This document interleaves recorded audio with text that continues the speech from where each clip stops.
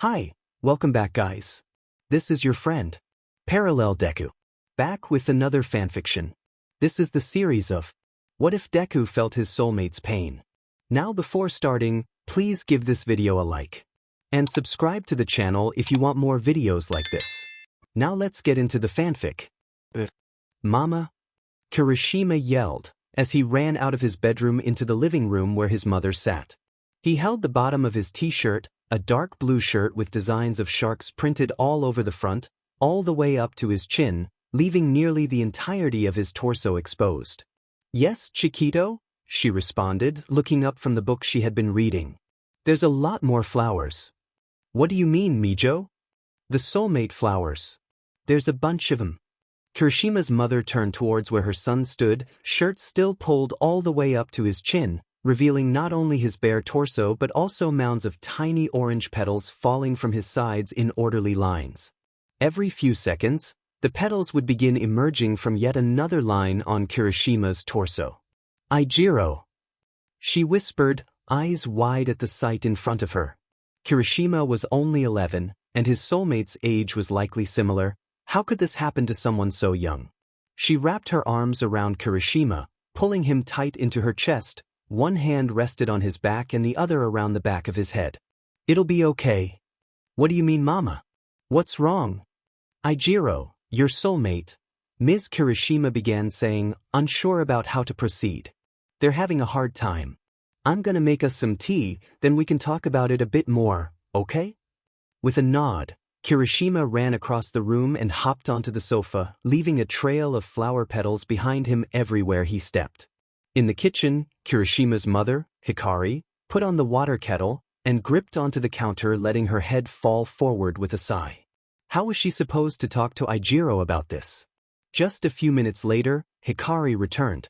She sat on the sofa next to her son, passing him a mug of tea, Earl Grey with sugar and milk, just as he liked it, and held out a small plate covered in a pile of convenience store butter cookies. Once Kirishima drank some tea and grabbed a cookie, she began talking.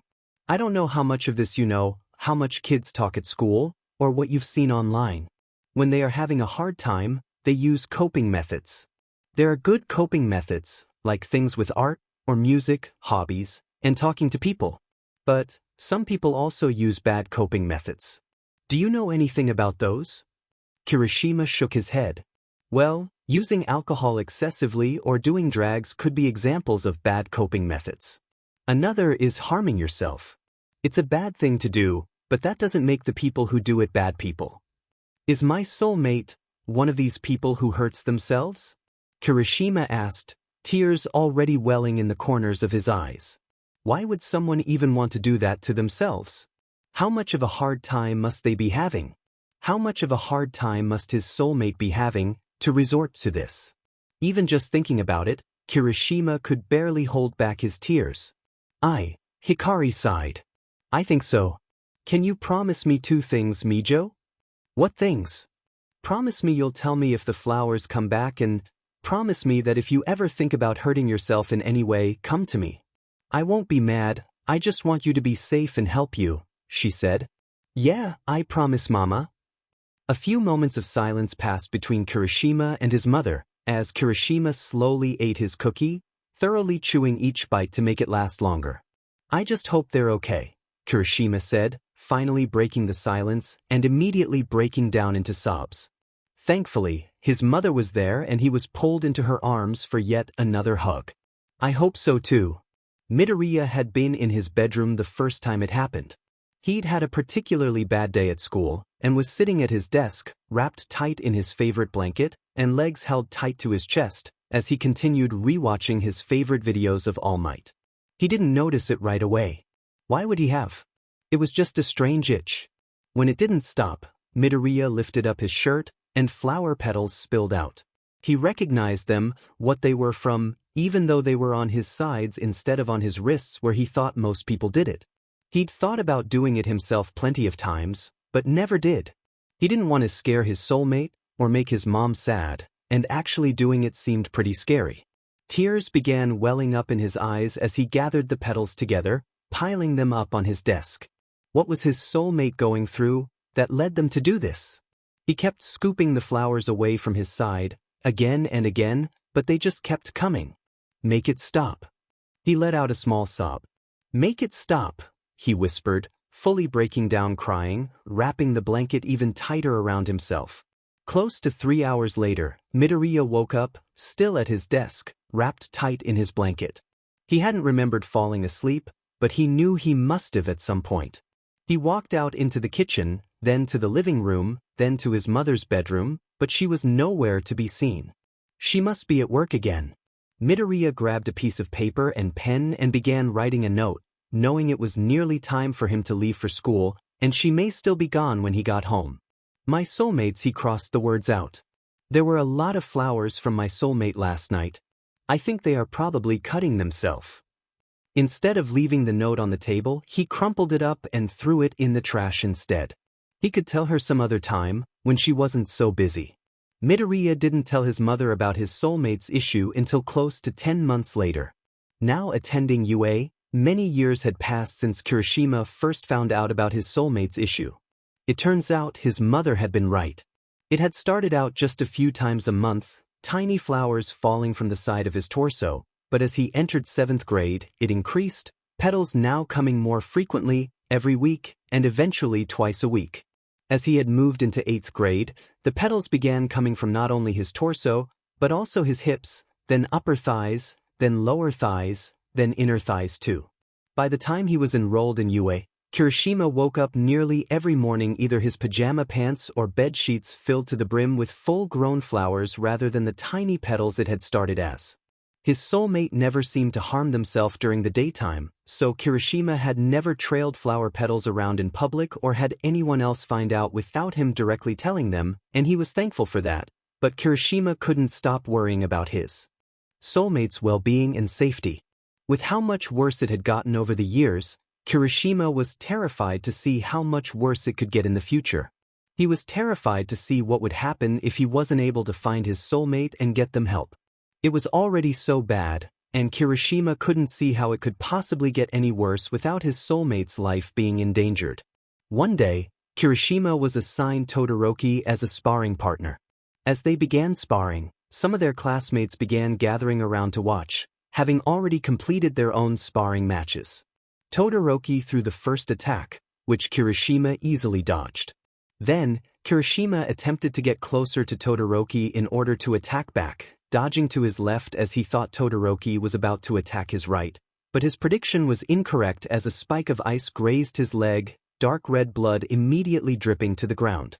The two boys were about to continue sparring, but then Mina yelled something that made both of them pause. "Oh my God, are you two soulmates?" she yelled. Kirishima's head quickly spun towards Mina, seeing that Midoriya standing just next to her had flower petals falling down from his leg, in the exact same spot that Kirishima's leg had been hit by Todoroki's ice. Midoriya?" Kirishima whispered, his eyes wide in shock as he tried his best to not cry or reveal Midoriya's secret to the rest of his classmates. To his surprise, Midoriya didn't look scared as he expected. Instead, he looked just as sad and concerned as Kirishima did, if not even more so. Kirishima looked over to Todoroki. When they made eye contact, Todoroki just nodded at him, letting Kirishima know that it was okay, that he should go to Midoriya and they can just continue their sparring match another day. Kirishima and Midoriya quickly found themselves together, in a tight embrace.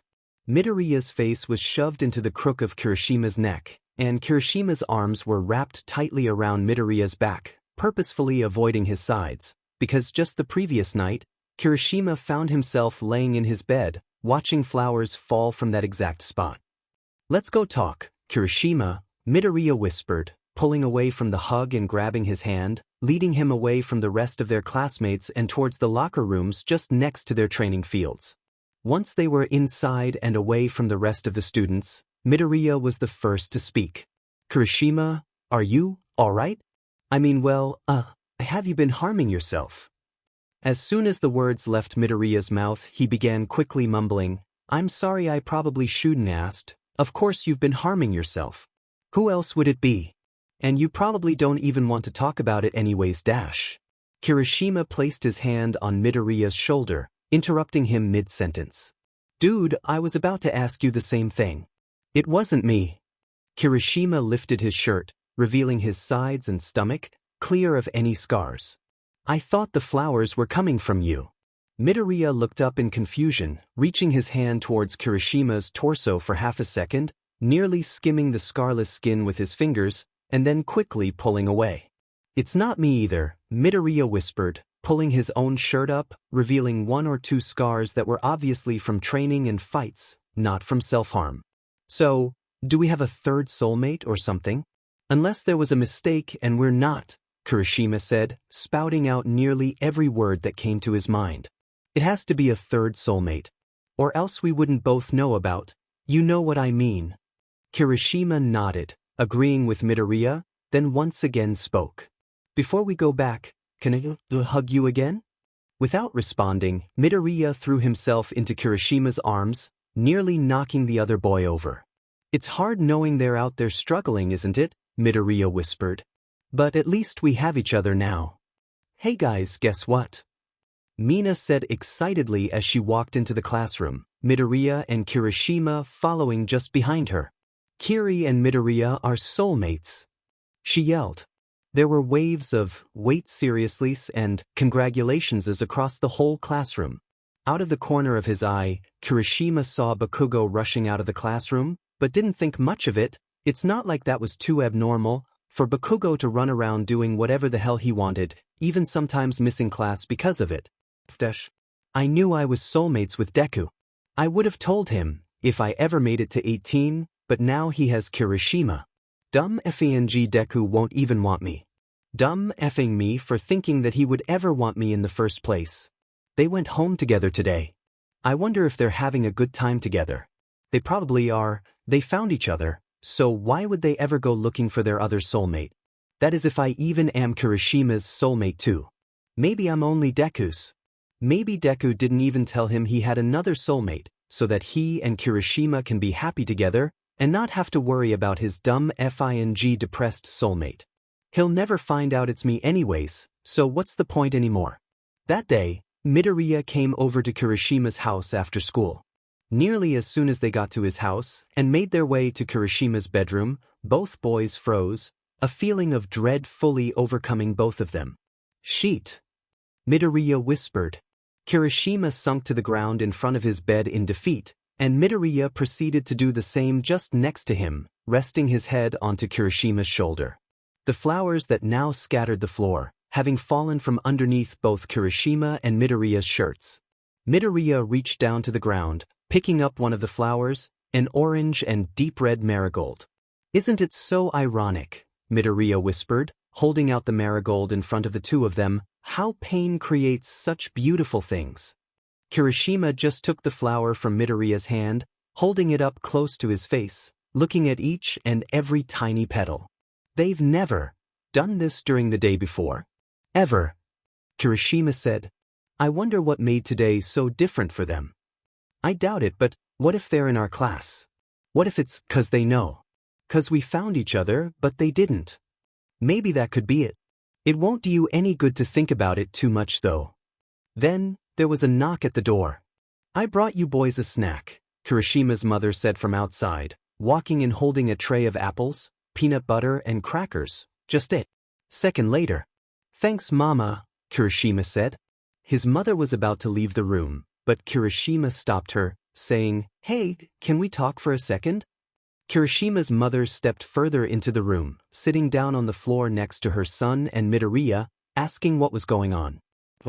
Midoriya Izuku is my soulmate. Oh Karino, she whispered towards Midoriya, reaching out a hand and setting it comfortably on the boy's shoulder. But, Kirishima continued. He's not the one the flowers are from, we both have a third soulmate, and I hope you're okay with that. Of course I am, Ijiro. Kirishima's mother wrapped her son in a tight embrace, and then proceeded to do the same to Midoriya, letting him lean into her arms. 6 months had passed since Kirishima and Midoriya had found out they were soulmates, and they felt no closer to finding their third soulmate than they did on the first day they met. It seemed like their relationship had become a bit more normal, or at least as normal as it can be when you know that you have another soulmate who is severely struggling and you can't even find. In addition to that, It seemed that since they had found each other, their soulmate self-harm had just gotten worse. "Can I please have a honeydew boba smoothie?" Kirishima asked, standing at the front counter of their local pho restaurant. "And I'll have an avocado boba smoothie," Midoriya added. When they went to sit down and wait for their smoothies, the two boys began talking about their upcoming school assignments. Their most recent assignment had been a free choice essay, having to do with any historical event that they chose. Kirishima had ended up writing an essay on the 1904 Olympics, whereas Midoriya had chosen to write an in-depth hero analysis, which was no surprise to anyone. Just after they had gotten their smoothies, the two boys looked down to find their table had gathered a small pile of flowers, falling from one line on their outer arm just below the elbow. Both Kirishima and Midoriya were hoping that it wasn't the usual reason for there to be flowers, and considering there was only one and the location, Kirishima and Midoriya were probably right. "I have an idea," Midoriya said, already reaching for his phone. "Did anyone get an injury on their right forearm just now? My friend who hasn't found their soulmate yet has some flowers coming from there, and I thought I might as well check." He typed out, sending it to the Class 1A group chat. The only responses they got were no's and nopes. "No luck," Midoriya said, going back to his smoothie with a much more subdued mood than before. "Hey, Deku bro. I feel like I haven't seen you in forever," Kirishima yelled, running over to Bakugo's table at lunch. "Well, maybe you should take a hint then," Bakugo mumbled. To be honest, he didn't want to avoid Kirishima, and Deku too. He just didn't want to ruin their relationship with each other. They were just so perfect he didn't even know what he could do. "What did you say?" Kirishima asked, sitting down in the seat across from Bakugo. "It was nothing. What do you need anyways, shitty hair?" "I just wanted to talk, since we haven't talked in a while. Do you not have a lunch?" he asked, noticing that despite being in the cafeteria, Bakugo had no food, nor an empty tray anywhere near him. "I didn't feel like waiting in the line," Bakugo said, telling the truth. Or mostly the truth. In reality, the main reason was because his most recent relapse had been unexpectedly bad and the injuries hurt worse standing, and he didn't want to have to stand any more than needed. "You should have some of mine then," Kirishima said, pushing his tray forward between the two of them. Bakugo just nodded, picking up the silverware and eating a few bites of rice. "You can have more than that. I've already eaten enough, so you can have the rest." Kirishima pushed the tray the rest of the way in front of Bakugo. In response, Bakugo just nodded, eating the food. Kirishima sat silently staring at him. Why was Bakugo eating with his left hand? He was right-handed, wasn't he? Kirishima looked closer at Bakugo's right arm, seeing that his uniform seemed to be bumpy and tight-fitting, as if he had on other layers underneath the shirt. "What happened to your arm?" Kirishima asked, reaching out and skimming his fingers over Bakugo's arm. "What do you mean, what happened to my arm?" Bakugo said, quickly pulling his arm away from Kirishima. "You flinched," Kirishima said. "It's just a little training injury. Nothing serious." Bakugo felt bad for lying, but he couldn't very well get so specific that Kirishima realized they were soulmates. And he definitely didn't want Kirishima to find out about the real cause of his arm being injured. "Thanks for the lunch, shitty hair," Bakugo said, standing up from the table. "I'm gonna go back to class now." Kirishima woke up in the middle of the night, close to 4 a.m. Knowing he wouldn't be able to fall back asleep, Kirishima padded across his bed, grabbing for his phone. Missed call, Bakubro, 1:24 a.m. Why had Bakugo called him? Bakugo never called him, especially not in the middle of the night. "Hey Bakugo, are you still up?" Kirishima typed, pausing for just a second before hitting the send button. When the message was marked as read within just a few seconds, Kirishima decided to call him. The phone rang 2 times, and then Bakugo picked up. "What do you need?" Bakugo grumbled. "Why'd you call me in the middle of the night?" "Sorry. Won't happen again." No, don't apologize." "What was going on?" "Nothing. It's fine now, so you should go to bed." Kirishima signed, knowing something had happened. Bakugo wouldn't just call him in the middle of the night for no reason. Something must have happened. Bakugo just didn't seem even able to tell him. "Are you safe right now?" Kirishima asked with hesitance. Bakugo was silent. Usually, he would have just automatically said yes, no matter what he was feeling, but he didn't know if he could bring himself to lie without crying. How are you not safe right now? Someone near you? Yourself? Just had a bad night, I guess. Wasn't safe with people around me, but now just myself, no one else. He didn't know why he'd been honest, but something compelled him to, even if he didn't want to get too close to Kirishima. How are you not safe with yourself? Kirishima asked. Don't want to talk about it, just if you're not too tired, will you please stay on the phone with me? Of course. Do you want to talk about anything? Or want me to tell a story? That's what I've been doing when Aizu's not feeling great. Bakugo's breath hitched in his throat as he felt a lump building in the bottom of his throat and held back his tears. Story please, Bakugo said, his voice cracking in the middle, still struggling not to cry. You want a darker kinda sad story, or something funny and chaotic? Darker one. So there's this kid Mer. They have curly faded purple hair that covers their eyes. One day, when Mer was walking through the forest, they ran across a badger.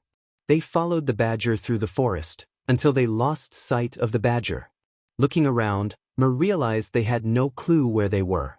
As they continued walking, Mer found a strange clearing, filled with makeshift gravestones. 4 of them were marked as Caitlin, Harriet, Abe and Bessie. One other had nothing but a date, and off to the side, laid one gravestone, fully unmarked.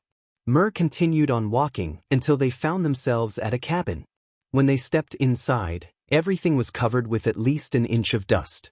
There were 2 rooms. The room Mer stepped into seemed to be the main room, with a Dutch oven-looking thing, a table, a chair, a piano, and a violin. With everything covered in so much dust, the violin looked out of place as it was perfectly clean. From a doorway to the second room, a shadow stepped out. Who are you? The shadow didn't speak as it stepped closer to Mer. As it stepped closer, Mer could see that it looked more like a boy, wearing a loose linen shirt, suspenders, and 3/4 length pants. The boy yet again stepped closer to Mer, and began circling, as if they were inspecting them. Mer now saw that the boy seemed somehow washed out, and maybe even translucent. The boy introduced himself as Raymond, and proceeded to ask who Mer was. For hours the 2 kids talked, Raymond talking about his life, or past life, as Mer learned, and Mer talking about theirs. Just before the sun was about to set, Mer had to return home, knowing that their mom would still be at work and they needed to make dinner for their sister. From then on, Mer returned to the cabin in the woods as often as they could. Eventually Mer decided to ask about the gravestones they had found the first day that they found Raymond's cabin. Raymond first told Mer about Caitlin. Caitlin had been Ray's mother, but had sadly passed away when he was close to 6 or 7 years old, in childbirth with her 4th child, the gravestone only marked with a date. Noticing that Kirishima's speaking was getting slower and more slurred, Bakugo interrupted him before the story continued. You should get some sleep, shitty hair, Bakugo mumbled. You sure you'll be okay? Kirishima asked. Yeah, I'm feeling better now. You should tell me the rest of the story another day. I liked it. Though Kirishima may not have noticed it, as he was preoccupied with making sure Bakugo was okay, Midoriya had. For the first time in weeks, their soulmate had not had a relapse in the night. Kirishima and Midoriya laid together, in the grass at a park between their houses and the school. It was a beautiful day outside, and they had decided to hang out there rather than at either of their houses for the change of scenery. What if our other soulmate's Bakugo? Kirishima asked out of nowhere. Why would it be Kaken? I feel like I'd know after knowing him so long, and he seems so… I don't know. Like he wouldn't be the type to self-harm, you mean? Yeah. Just, he's always so strong, it sometimes seems like he's not even capable of being vulnerable. I know what you mean, but… That day you had a test to make up during lunch, I sat with him, and he had this weird bandage on his arm, under his shirt, and wouldn't tell me what it was. Same place where we got the flowers when we were getting boba. Midoriya hummed along, listening to his boyfriend, but still being unsure, how could it be Bakugo without them already knowing? And last night? What happened last night? Midoriya asked. Other than there being no relapses for the first time in weeks. Oh my god, I didn't even notice, Kirishima said with a gasp. Last night, Bakugo called me. I didn't see it till 4, but when I did, I called him. I asked him if he was safe and he said no. He said that earlier he wasn't safe with other people, but when I was calling him he wasn't safe with himself. It all just seemed so off for him. I ended up staying on the phone for a while, telling him a story as a distraction. That's either a weird as hell coincidence or not a coincidence at all, Midoriya responded. I don't want Bakugo to be struggling with self-harm, but also, he is pretty hot, and I would not mind a single bit if he was our soulmate, Kirishima said, successfully lightening the mood a bit. Oh, do you have a crush on Bakugo? Midoriya teased, pulling out the length of his words. Kirishima was silent for a second before continuing, saying, only a bit. When he spoke, his face turned nearly as bright red as his hair, and Midoriya could evidently tell it was a bit more than only a bit. What's going on, Aizu? Kirishima asked. It was close to midnight, and Midoriya was calling Kirishima. They did it again this evening, you know, Midoriya whispered, his voice distorted again through the phone. Yeah, I know. Kirishima paused. Was something different than usual? That I didn't notice? Nothing on their end. So something on our end then? I never told you. I've never done what they do, but I get urges sometimes. And tonight when they did it, I got a really bad urge to do it too. Aizu, do you need me to come over? No, just, can you please stay on the phone with me and talk to me? Of course I can. Is there anything you want to talk about? I don't feel like talking, but could you tell me a story? Until I can fall asleep? Okay, we'll do that. I'm gonna hang up and call you back on FaceTime, okay? Less than 30 seconds later, Kirishima's concerned face appeared on Midoriya's phone screen. So, you want me to tell a story? While you try to go to sleep? Kirishima asked, to which Midoriya just nodded. Okay, so, there's a train. It's all dark and dreary, no passengers at all. The only person in the train, or thing I should say, is the driver. He's tall and skinny, shoulders and elbows poking out in odd directions. His whole body is a bluish gray, and the entire front of his face is flat. They have no nose or mouth, at least that we can see. Instead, his face is taken up by two vacant eyeballs, the shapes of tall ovals. He doesn't know who he used to be, just that he used to be someone. He thinks that maybe he used to be a passenger, rather than being the driver. Just as he thinks that, the door of the train slides open, and a passenger walks inside. He looks to see that it's a boy. The boy, Lou, has dark hair shaven down to his scalp, and sunken eyes with a look of utter desperation. His shirt is gray, thin and faded from how many times it has been worn and washed. The driver waves, yet knows Lou won't wave back. He waves to all the passengers, even though he knows they can't see him. The driver thinks, maybe that's how he became the driver. Maybe he was a passenger. One who did wave back to the old driver. Kirishima pauses for a moment, looking at the phone and seeing that his boyfriend fell asleep. He sighed, laying down, still staring at the phone. Why hadn't Midoriya told him until now that he sometimes felt the same way as their soulmate did? Whatever the reason was, Kirishima was just glad Midoriya had felt safe enough to call him and ask for a distraction. Midoriya sat alone in his bedroom, close to midnight. Even if he wasn't in his bedroom, he would still be alone. His dad was never home as he worked out of the country. He'd never been a bad father in the sense of hitting Midoriya or saying bad things about him. He'd just practically never been a father at all. His mother tried her best and he loved her for it, but often she had to take long and/or overnight shifts that left Midoriya all alone for hours of the night. When he was younger, he had had urges to harm himself, but when his soulmate started, they had gone away for the most part. But for some reason, over the past few weeks, they had been coming back. The previous night, after their soulmate relapsed, he really had nearly done it. He had gotten a blade and everything, but then instead he called Kirishima. He would feel bad having to call Kirishima about this 2 nights in a row, but he didn't know what else to do. When his soulmate began doing it, just after midnight, like clockwork, Midoriya couldn't bring himself to call Kirishima. Instead, as the flowers were coming out of his torso and legs, he lifted up the blade and quickly ripped it across his thigh, hoping that the flowers would blend in on Kirishima's end, so he would never have to know. Midoriya pulled the blade across 3 more times, watching the blood seep out of his legs and onto his sheets. Midoriya was a bit too preoccupied watching his own blood slowly drip down his thighs, but after the first cut, his soulmate had abruptly stopped creating new injuries, and the flowers had slowed down to a stop. It felt stranger than Midoriya had imagined so many times before when he had urges or when his soulmate had been doing it. As he pulled the blade across, it felt as if it got hooked on his skin with tiny barbs.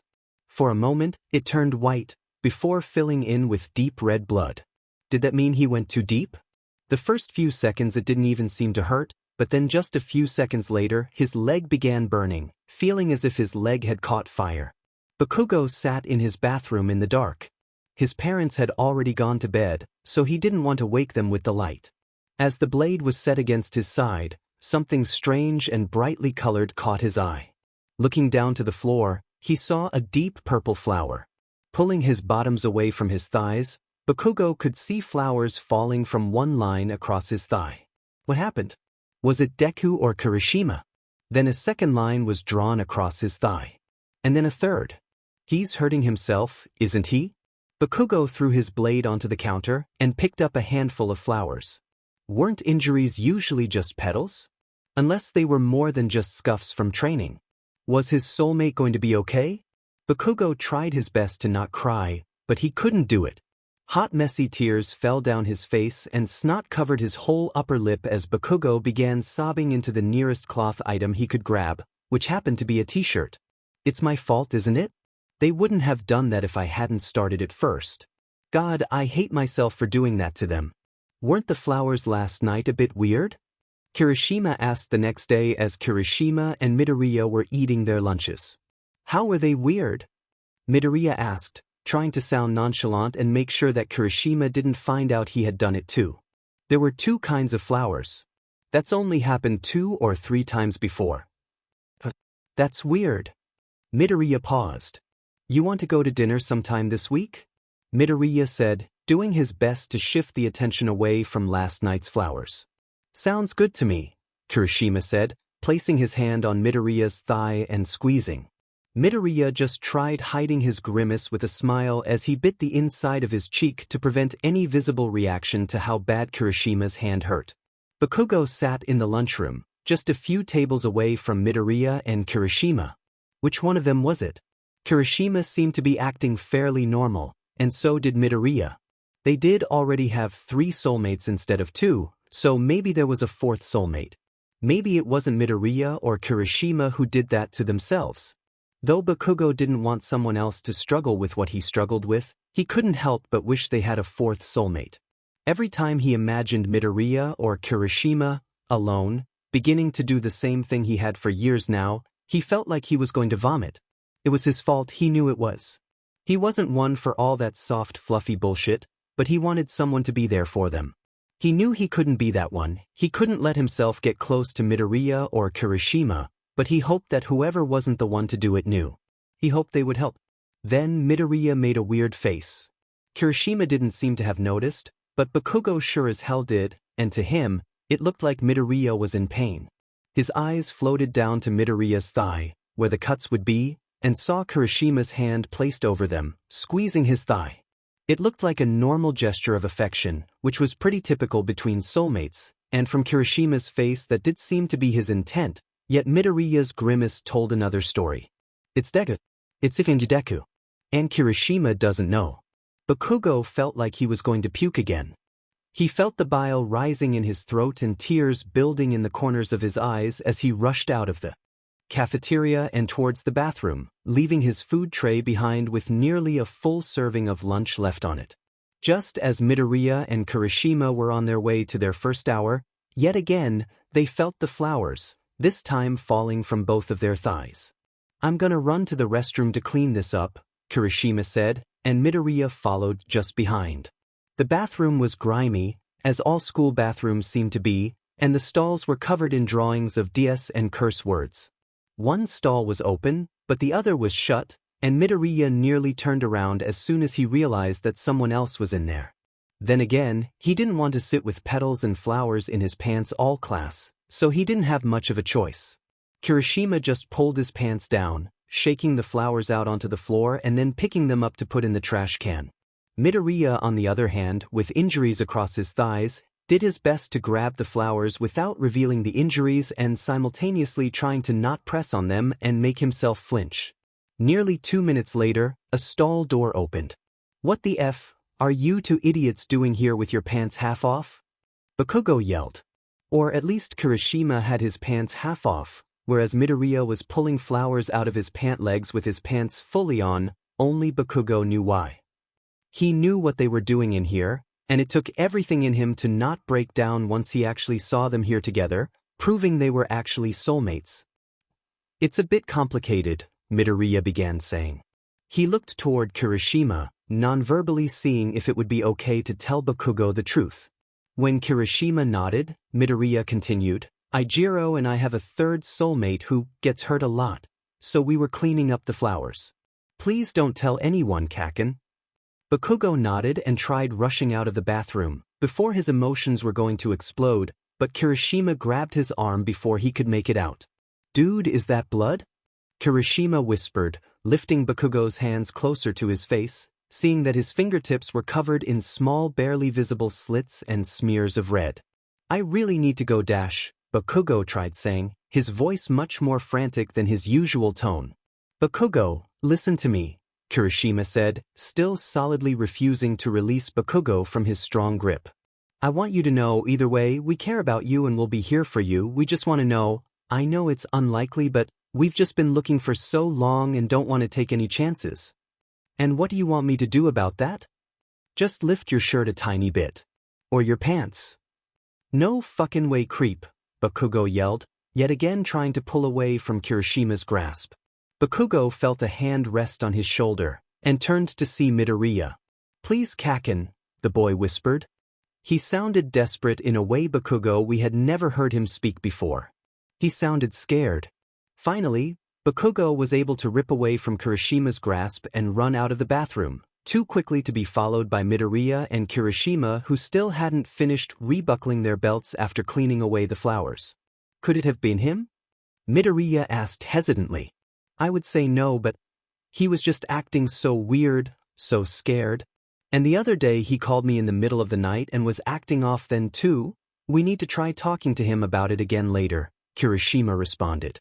Back in the classroom, Midoriya and Kirishima sat at their desks waiting for Aizawa to take attendance. "Has anyone seen Bakugo?"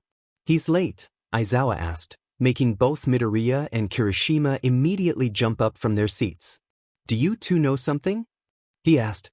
"We'll go find him," Kirishima said, already grabbing Midoriya by the wrist and pulling him out of the classroom before Aizawa even had a chance to protest.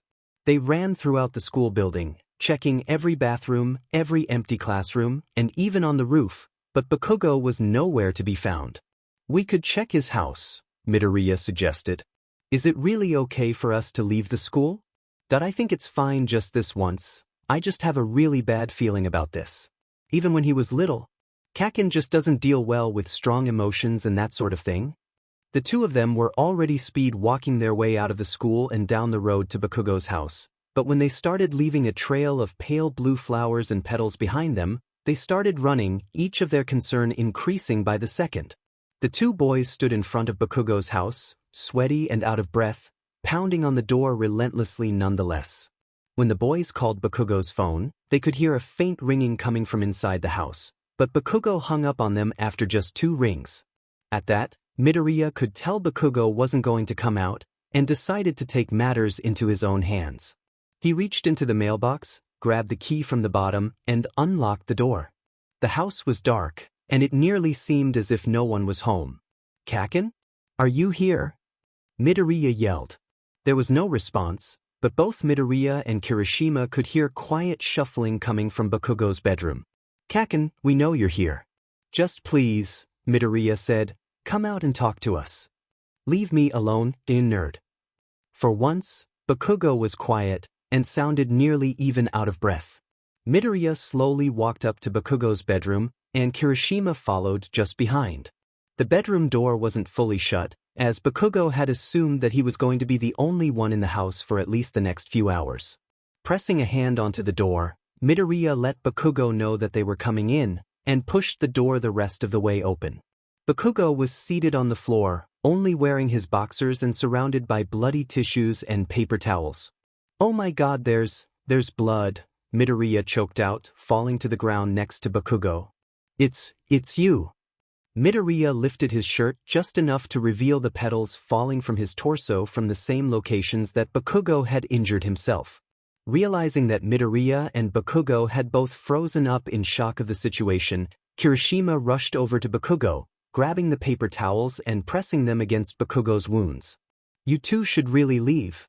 "I'll be fine," Bakugo tried saying, his voice barely even a whisper, but he was interrupted by Kirishima. "We're not leaving. You're our soulmate, and even if you weren't, we would never leave you like this." "Stop."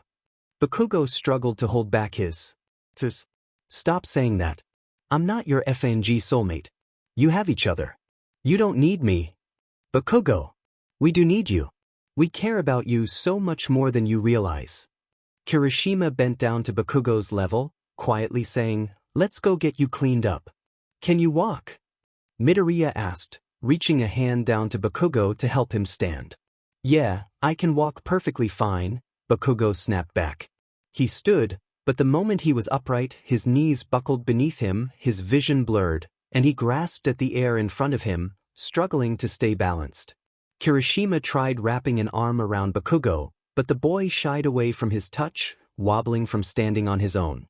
Blood dripped down his legs and torso, and he was shaking nearly too much to walk, but Midoriya and Kirishima each took one of his hands, helping him stay steady enough to make it to the bathroom.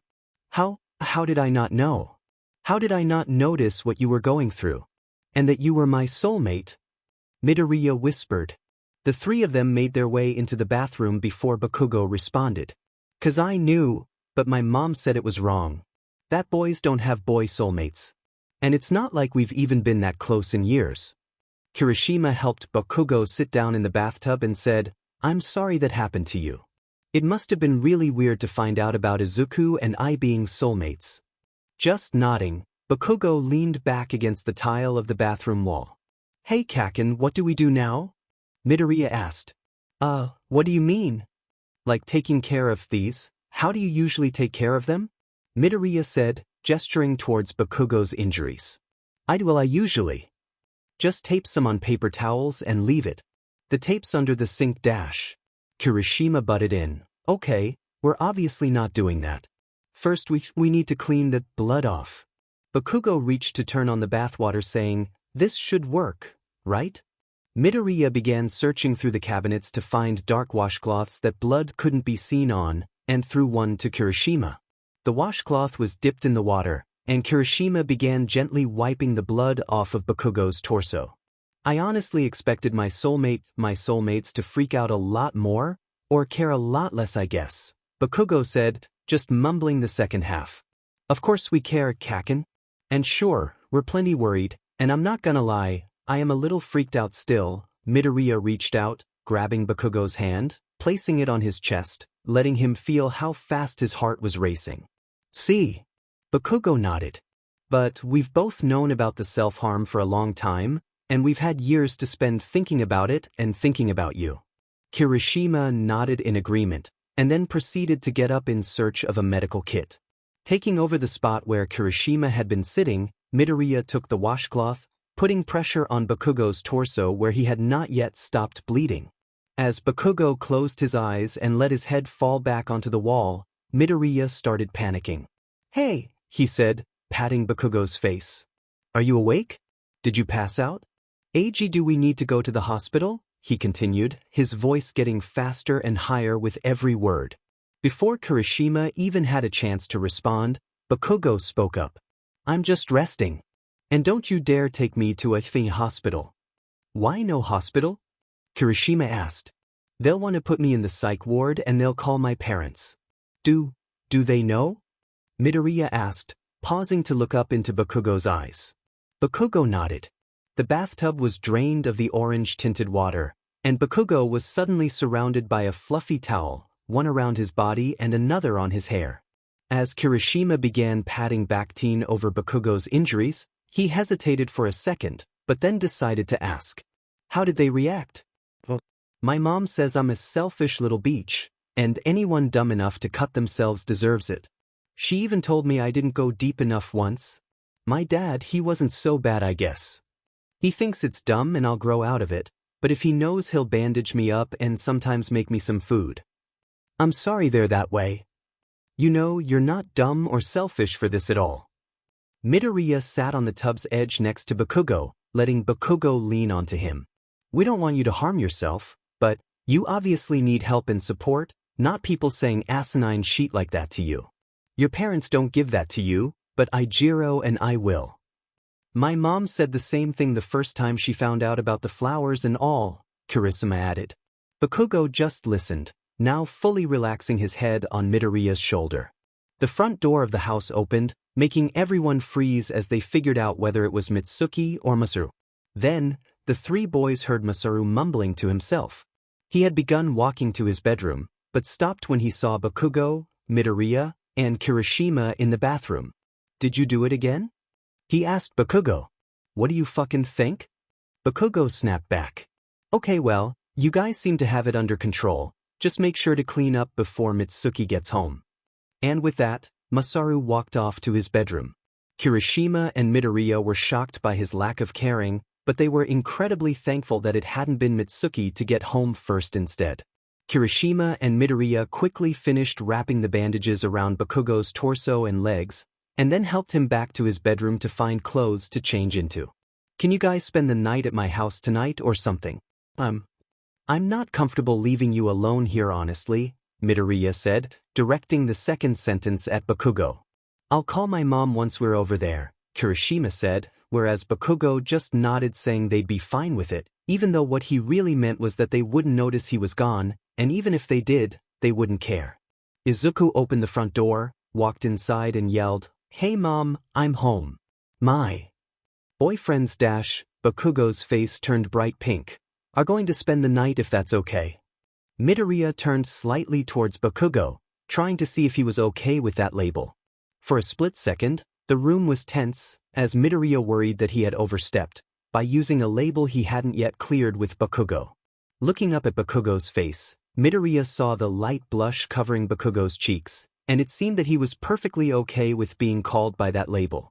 Okay, honey, his mother yelled back from the living room, until something registered in her mind. Wait, was that singular or plural? It was plural, Mom. Inko rushed to the front door, already asking, so you found them? Who are they?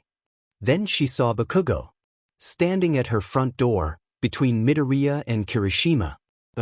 Hi, Auntie. Bakugo said, his voice hesitant and questioning.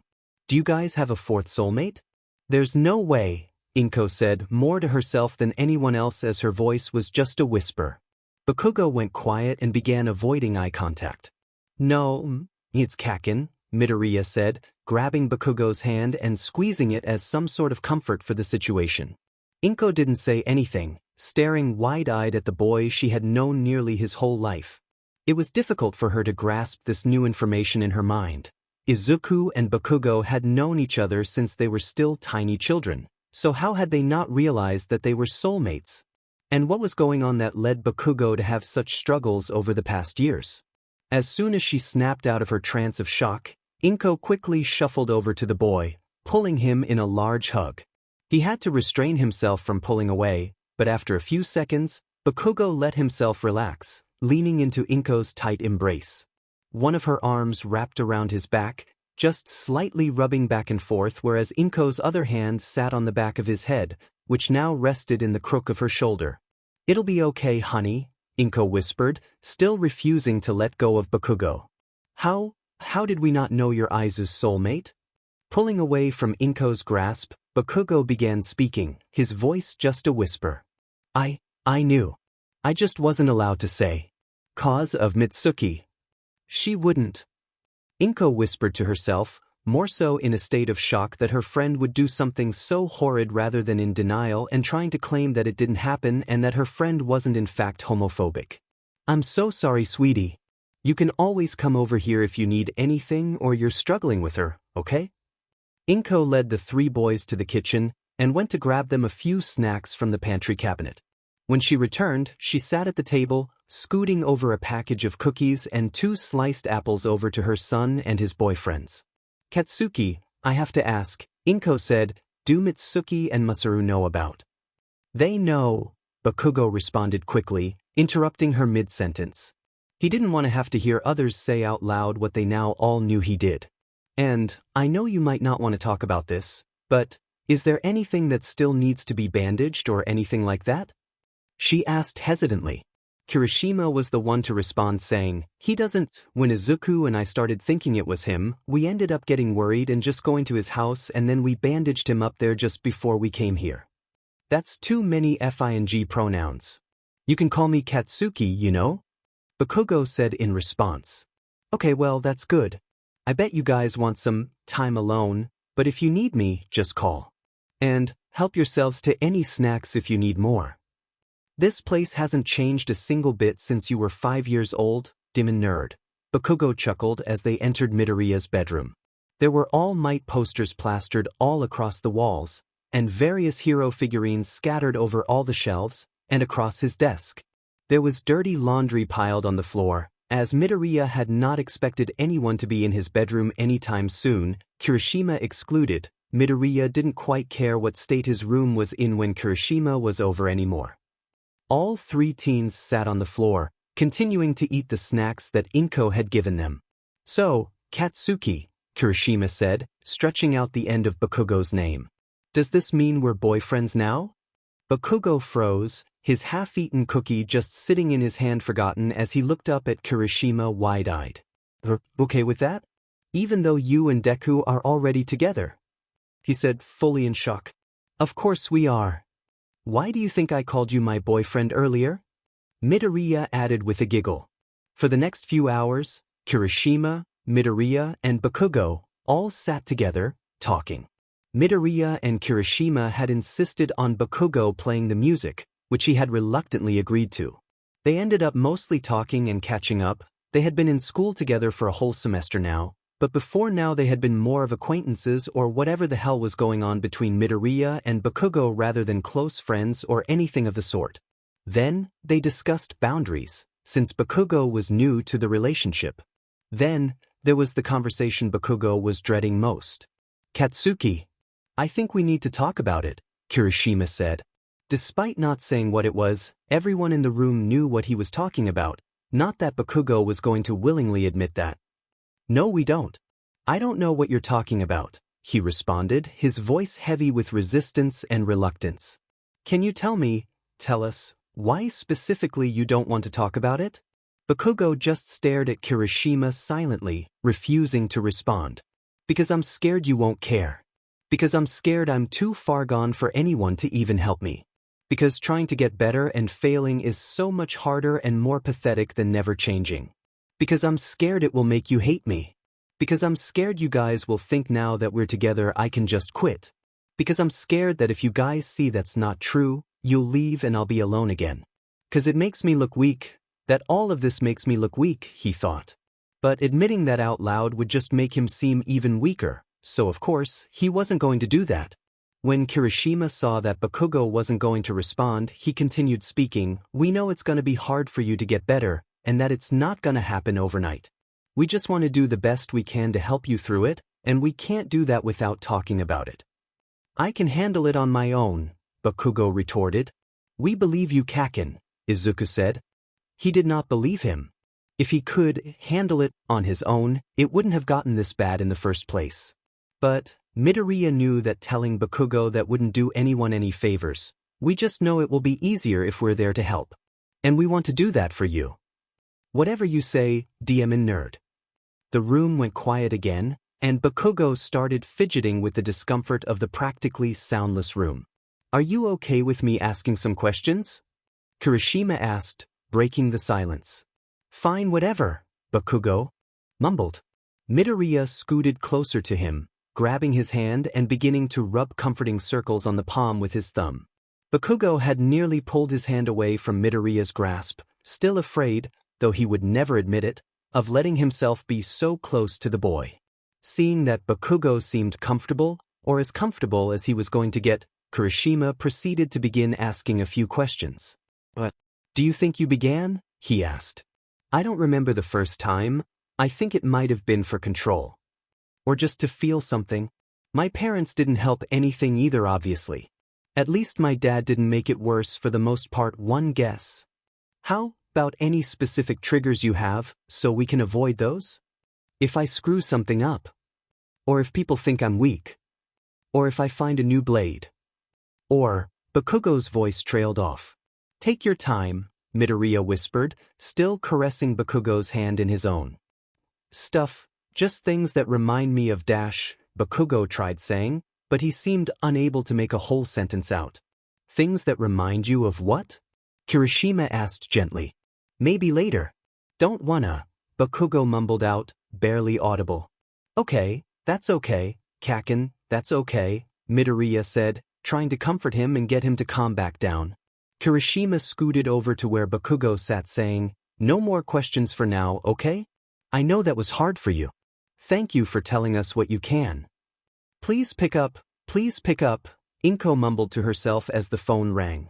Honey, it's like 2 a.m. here, what's going on? A voice from the other side said. Sorry for calling you so late, Hisashi, I just really needed to talk to you.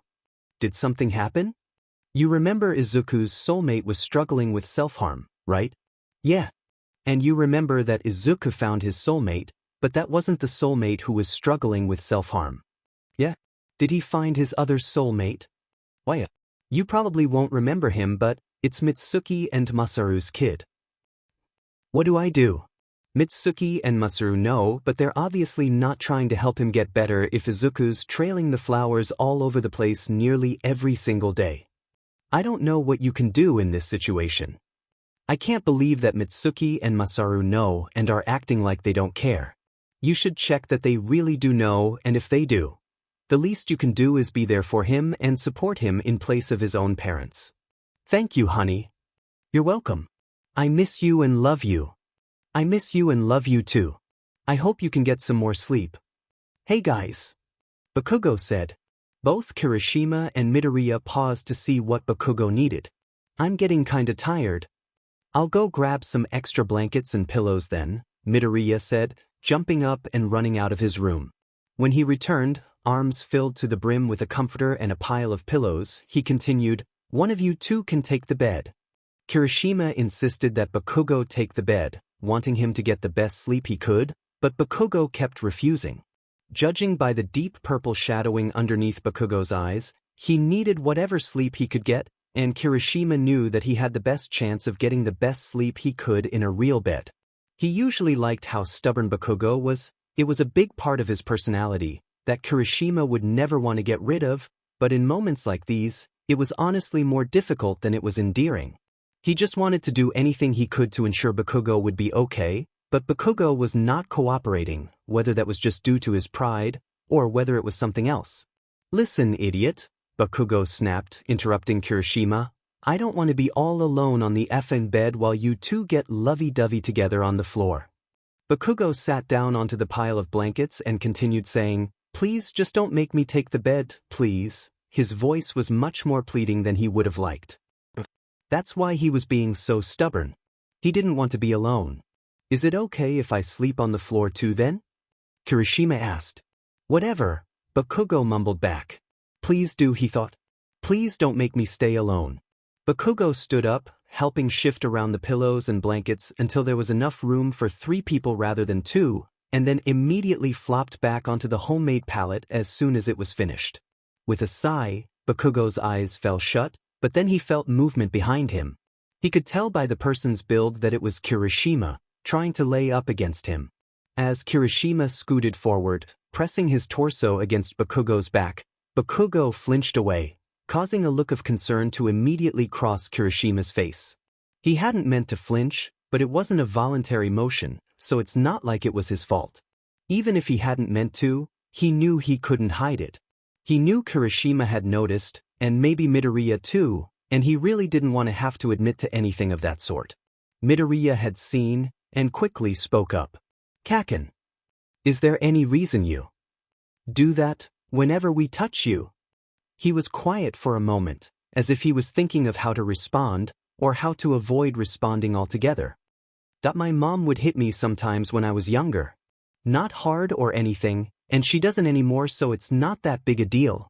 I think now. I'm mostly just not used to it. Kirishima was the next to speak, saying, "Would you be more comfortable if we didn't yak now? Cuddle?" But the moment the words left Kirishima's mouth, Bakugo frantically shook his head. "We'll just go slow then," Midoriya said, laying down on the pallet on Bakugo's other side, making sure to leave some space between them to help Bakugo feel more comfortable. Kirishima slowly reached out, gently pressing a hand against Bakugo's back. Everyone could tell Bakugo was struggling to not pull away from Kirishima's touch, but still, he didn't move. "You're really tense," Kirishima whispered. He began to rub his hand in slow circles, trying to work out some of the tension, watching as Bakugo took slow, shaky breaths. Kirishima's hand slowly shifted down, gently holding his waist and scooting towards Bakugo, beginning to spoon him. Bakugo didn't say anything in response, but he did reach out, grabbing Midoriya and pulling him into his chest, turning himself into the middle spoon. I'm sorry I made it so hard for you guys to find me, and the flowers probably worried you a lot," Bakugo said in choked-out whispers. Hey, don't apologize for that," Kirishima responded. "We're just glad you're here now and we can help you from now on." The fabric of Bakugo's shirt rustled as Kirishima began moving his hand again, this time up and down Bakugo's torso. With each movement of his hand that was just a little bit too quick, Bakugo either sharply inhaled or flinched away from the touch. "Do you want me to stop?" Kirishima asked, concerned by his partner's reactions. Bakugo quickly shook his head and then responded, his voice barely a whisper. "No, don't. I'm not meaning to flinch, I promise. I'm just not used to being touched at all." Though he couldn't say it out loud, Bakugo really loved Kirishima petting him and Midoriya laying in his arms, even though he did involuntarily flinch a lot from it. With each movement of Kirishima's hand, and with each time Midoriya turned over in his arms, he felt electric tingles shooting up and down his whole body. He wished that this moment would never end. Lifting his arm from Midoriya's torso, Bakugo reached out, placing his arm back down in a slightly different location, now with his hand resting over Midoriya's. Letting out a small smile, Midoriya took Bakugo's hand in his own, giving it a small squeeze and then proceeding to rub small circles with his thumb. Each movement against his skin made Bakugo so happy, like someone actually cared about him, that he had to restrain himself from crying. If he cried, then he would definitely seem weak. If he cried, Kirishima would start thinking about how much of an unmanly boyfriend he had. If he cried, Kirishima would stop petting him. If he cried, Midoriya would stop rubbing his thumb in circles over Bakugo's palm. Midoriya would scoot away from him and he would be all alone. "Hey, what's wrong? Why are you crying?" Kirishima asked, his tone soft and caring as he pulled away from Bakugo just far enough that he could see the other boy's face. "I'm not crying," Bakugo mumbled back, turning his face into the pillow to hide the tears that definitely were not there. Midoriya rolled over, separating himself from Bakugo's arms and instead facing the boy. Gently and nearly even hesitantly, Midoriya set his hand over Bakugo's cheek. "Kaken," Midoriya whispered, "please tell us what's wrong. Did we accidentally hurt you? Are you okay?" Bakugo just shook his head, trying his best to respond, despite his voice being barely audible through the pillow. It's just all so much. I don't want this to end," he finally choked out, breaking down into sobs. "It doesn't have to end," Kirishima said. "We can do this whenever you want now." Kirishima's arm resumed its position against Bakugo's side, pulling Bakugo back into his chest even tighter than before. Bakugo sighed into Kirishima's strong grasp, letting himself sink into the pallet and into the other boy's arms. Then, Bakugo pulled Midoriya back into his chest, wrapping his arms around Midoriya's back. When he finally slept, he felt more safe and protected than he had before in his entire life.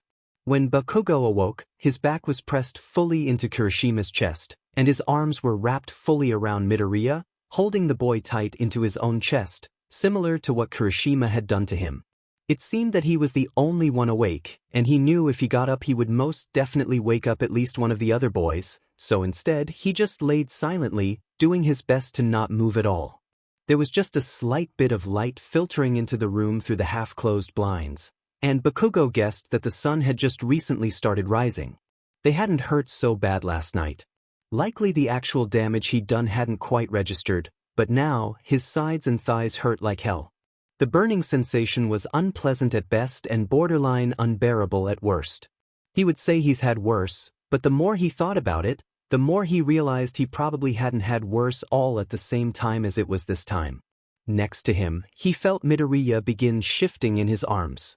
The boy turned over without opening his eyes and buried his face into Bakugo's chest rather than being spooned. "You awake?" Bakugo whispered. "No," Midoriya said back with a grumble. "You still want more sleep then, nerd?" Midoriya hummed out, and Bakugo couldn't tell if it was more of a half-awake groan or a hum of, "I'm thinking." "No, just cuddles," he eventually responded, patting around until he found Bakugo's hand, and then interlaced their fingers together. Bakugo wrapped his free arm back around Midoriya, pressing firmly onto his back, and then let his eyes fall back shut, curling his head forward, pressing his face to the top of Midoriya's head. The next time Bakugo awoke it was with a yell. "Sheet!" he yelled, waking up Midoriya, who until then had still been curled into his chest. He quickly sat up, pulling himself away from both Kirishima and Midoriya. He looked around, realizing that Kirishima had awoken, and accidentally bumped his thigh. "Sorry, didn't mean to wake you," Bakugo just mumbled. "What happened, cats?" Kirishima asked, trying to reach out for Bakugo's hand, just to be shooed away. "It's nothing," Bakugo responded. He knew it was because Kirishima had accidentally hit the injuries on his leg, but he also knew if he said anything it would make Kirishima feel bad. So he stayed silent. Close to half an hour later, Kirishima had gotten up to go to the restroom and get ready, whereas Midoriya and Bakugo stayed in bed, trying to get a bit more rest. "Deku," Bakugo whispered. He snaked his hand down under the sheets, firmly placing it over Midoriya's thigh. With how close they were, he could practically feel Midoriya's heart rate increase with anxiety. "It was you, wasn't it?" was all he said. "Don't tell Ijiro, please." "He doesn't know I've ever done it," Midoriya said, his voice coming out in a desperate, practically whined whisper. "It's been less than a week, and from the flowers, I doubt they're healed yet. Let me bandage you up if you haven't, and I won't tell him about this time." "This time? If you do it again, I'm telling him. Immediately."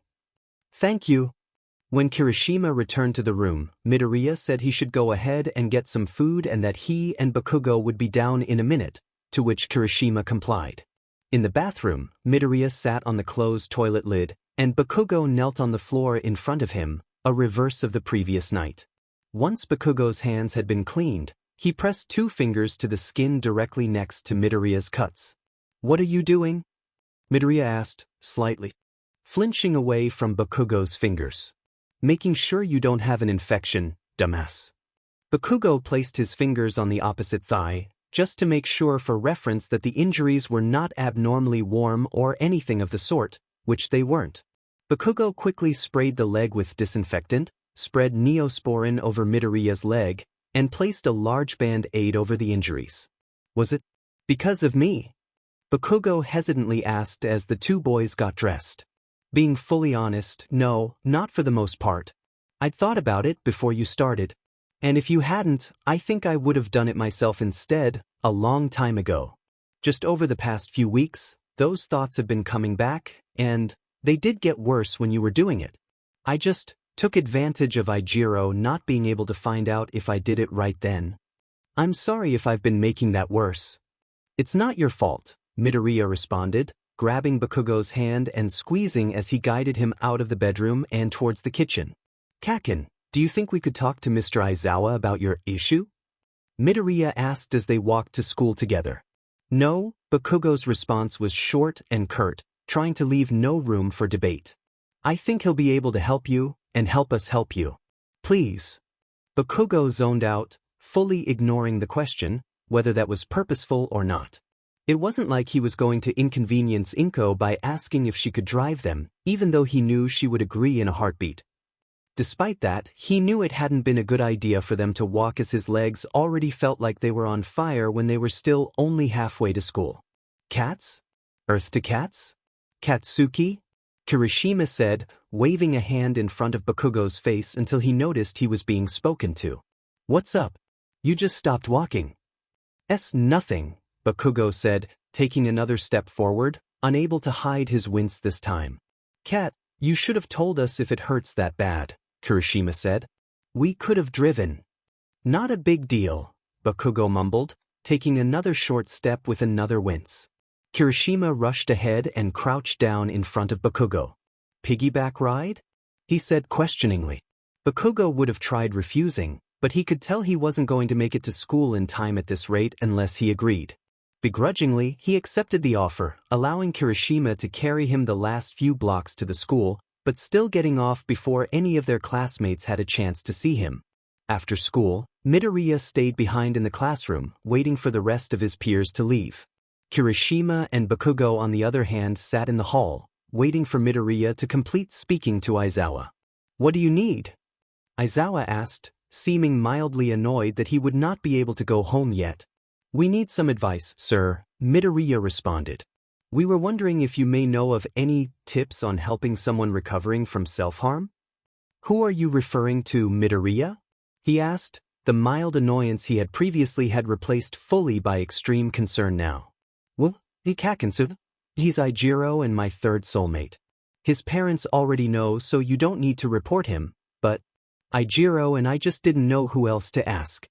Let's go sit down, Aizawa said, pulling an extra chair up to a desk, sitting down, and gesturing for Midoriya to do the same. Is it okay if I ask some questions? Midoriya nodded his head, so Aizawa proceeded. Is Bakugo in immediate danger? No, I don't believe so. I'm trying to get him to stay over at my house more. How long has this been going on? Close to 6 years. How is his support system? He has me, Ijiro, and my mom. He hasn't met her yet, but I'm sure Ijiro's mom will be there for him too. And his parents? They don't really care much. They're kinda going off, mental struggles don't exist, bullshit. What specific questions do you want me to answer? Should Ijiro and I take his blades? Midoriya asked hesitantly. This may surprise you, but I'm going to say no. Not unless he gives you permission. Though I would ask if he is okay with that, and if he is, then yes. Why would you say we shouldn't? It's more of a harm reduction tool. If he is going to do it no matter what, it is better that it be with something clean and familiar to prevent slip-ups. Though, I will say, if he does keep them, don't agree to letting him keep them on him. Midoriya nodded in response, and then continued speaking. We told him to come to us if he wants to do it, but when he does come to us, what do we even do? My recommendation would be to ask him whether he would like to talk about it, or be distracted from it, and go from there. Midoriya mumbled under his breath as Aizawa spoke, repeating the words back to himself as he tried memorizing them. Midoriya paused for a moment to think, and then spoke back up. What kind of other coping methods should he try, instead of self-harm? I don't think he's found any. At all. Instead of listing out things out loud and hoping Midoriya could remember them, Aizawa grabbed a paper and wrote out a list instead. Distractions. Music. Books. TV movies. Talking. Play a board game or video game. Hobbies. Snapping rubber band. Drawing on skin. Journaling. Making art. Letting ice cube melt in hand. Putting ice cube in food dye where you want to harm yourself. Talking to people. Going on a walk. Exercise. Go somewhere where you don't have tools to harm yourself. SCK on sour candy to shock your brain. Anything else, kid? What about treating the actual cuts? Midoriya said, his voice barely a whisper as he finished the sentence. If it is, Aizawa paused, taking a deep breath, gaping, it will likely need stitches, or if the bleeding doesn't stop after 10 minutes of pressure. But, if you wait more than 12 to 24 hours, stitches are no longer an option. Sheet, Midoriya mumbled under his breath, too quiet for Aizawa to hear, as he remembered how long the injuries had been bleeding for the previous night, and how long ago that had already been. Noticing Midoriya's concerned face, Aizawa continued, if he did need stitches and it is too late, so long as the bleeding did stop and he didn't lose too much blood, not getting stitches just means that you need to be extra careful about infections, and the scar will be worse. Midoriya nodded along, fairly relieved that it was okay that Bakugo didn't get stitches. It is best to use a disinfectant, then neosporin and bandage with gauze, and the gauze must be changed every day. You got that? Midoriya nodded. If they're deeper than surface level, you need to be super careful of infections, so keep an eye out for the surrounding skin being warm, red, irritated, and on worse infections, possibly even an odor. Thank you, Mr. Aizawa, Midoriya said, beyond grateful for his help. Is there anything else I should know? From even just your being here, I assume this isn't the case, but relapses do happen, and when they do, you need to be patient. Bakugo is strong, but getting upset at him will do much more harm. On another note, you might want to get him some Vaseline. Once they're partially healed, it's going to itch like hell, and the Vaseline will help with that. Aizawa walked Midoriya to the door of the classroom, and Midoriya thanked Aizawa one more time. One last thing, he added, tell him he can call me too, in addition to you and Kirishima. I wrote my personal number on the paper. Katsuki, Kirishima whispered. School had ended close to 20 minutes ago, and the hallway was empty, except for Kirishima and Bakugo. They both sat to the side of the hallway, leaned against the wall and leaned against each other. It felt too awkward to speak fully out loud for some reason, when the school felt so empty. It was almost as if the emptiness of the large building was eating their noise. What? He said back, not whispering a single bit. You want to come over to my house today? Once Aiza's done talking to Mr. Aizawa? Bakugo just grumbled in response, letting his head fall onto Kirishima's shoulder, which Kirishima took as a yes. Close to 10 minutes later, Midoriya walked out of the classroom, still repeatedly thanking Aizawa. Can we finally leave? Bakugo asked. He was glad to have not had to speak to Mr. Aizawa himself, but he was still nowhere near pleased. Not yet, a voice said from the doorway. It was Mr. Aizawa. It'll only be a minute, but I want to talk to you, just for a second, Bakugo. Bakugo cursed under his breath as he pulled himself up off the ground. His hands were shoved deep into his pockets, hiding how they shook, as he shuffled behind Aizawa, refusing to look up towards his teacher. It was hard to make his legs keep stepping forward, as it felt like he was walking towards his doom. His heart pounded in his head and in his fingertips, and it felt like he was going to puke any minute now. He just hoped Aizawa wouldn't notice the shake in his legs, in his hands, all over. In the classroom, Aizawa sat in the chair he had previously sat in when talking to Midoriya, but being stubborn, or maybe just being anxious, Bakugo sat on top of the desk adjacent instead. He already told me that your parents know, and that they are not so helpful. I'm not going to call them about this, just so you know. Bakugo just mumbled back a thank you. The room was starting to feel claustrophobic, like it was closing in on him, and Aizawa, like it was closing in on him. He didn't want to be here. He didn't want to have this conversation. He didn't want Aizawa to know, he hadn't wanted Midoriya and Kirishima to know, he hadn't wanted his parents to know. He would be so much better off if no one knew at all. Then they wouldn't think he was weak. Then they wouldn't seem so worried all the time, be scared of touching him, and be scared to even leave him alone. Midoriya has a list of coping methods that you can try, and I want you to know, you can call me anytime if you need anything, no matter how late it is, Aizawa continued. My phone number is with Midoriya. Now, Aizawa sighed, obviously saddened that this must be asked in the first place. Do you have any fresh injuries? Bakugo froze. Why was Aizawa asking? Was he going to ask to see them? Would he send them to Recovery Girl? It's not a big deal, Bakugo responded. He found himself avoiding looking towards Aizawa, and instead distracting himself by staring intensely out the window. From what Midoriya said, it did sound like more than not a big deal, Aizawa corrected, thinking back to the discussion of stitches with the green-haired boy. I will not make you go to Recovery Girl, but if you would like to, we can do that. I don't want to. Have they been cleaned and bandaged? Deku and Ijiro did it for me. Would you be okay with me checking them? From what Midoriya said, I believe one of them should have had stitches. He didn't want Aizawa to see them. He would just think he was weak for doing it in the first place. He would think he was weak for not going deep enough, just like his mom did. Aizawa would be disgusted and not want to help him anymore. Can we not? Bakugo asked. Okay, kid, I'm not going to force you. Aizawa wasn't going to force him to show his injuries? Bakugo had said no, and Aizawa had just agreed to that, without any further argument. Since it was deep enough to need stitches, it's much more infection-prone. I need you to be very careful to not get an infection, and if you do start seeing symptoms, warm or inflamed skin surrounding it, pus, and if it's really bad, a fever, I need you to tell me. Immediately. This one isn't up for debate. And thank you, Bakugo mumbled, nearly too embarrassed to say the second half. Are you going to be okay walking to my house? Kirishima asked. I can call my mom to drive. It's not a fucking big deal, I can walk just fine, Bakugo snapped back, already walking ahead of both of his boyfriends, and out of the front door of the school. When they arrived at Kirishima's house, Kirishima's mother was sitting in the living room, rewatching one of her favorite movies, and crocheting a baby blanket for some family friend. Mama, can Izuku and Katsuki please stay over tonight? Kirishima asked. Katsuki as in your hot friend from school Katsuki? She asked. Bakugo's face turned bright red, and Kirishima's face turned even redder. Mama, you can't say that. He can hear you, Kirishima yelped.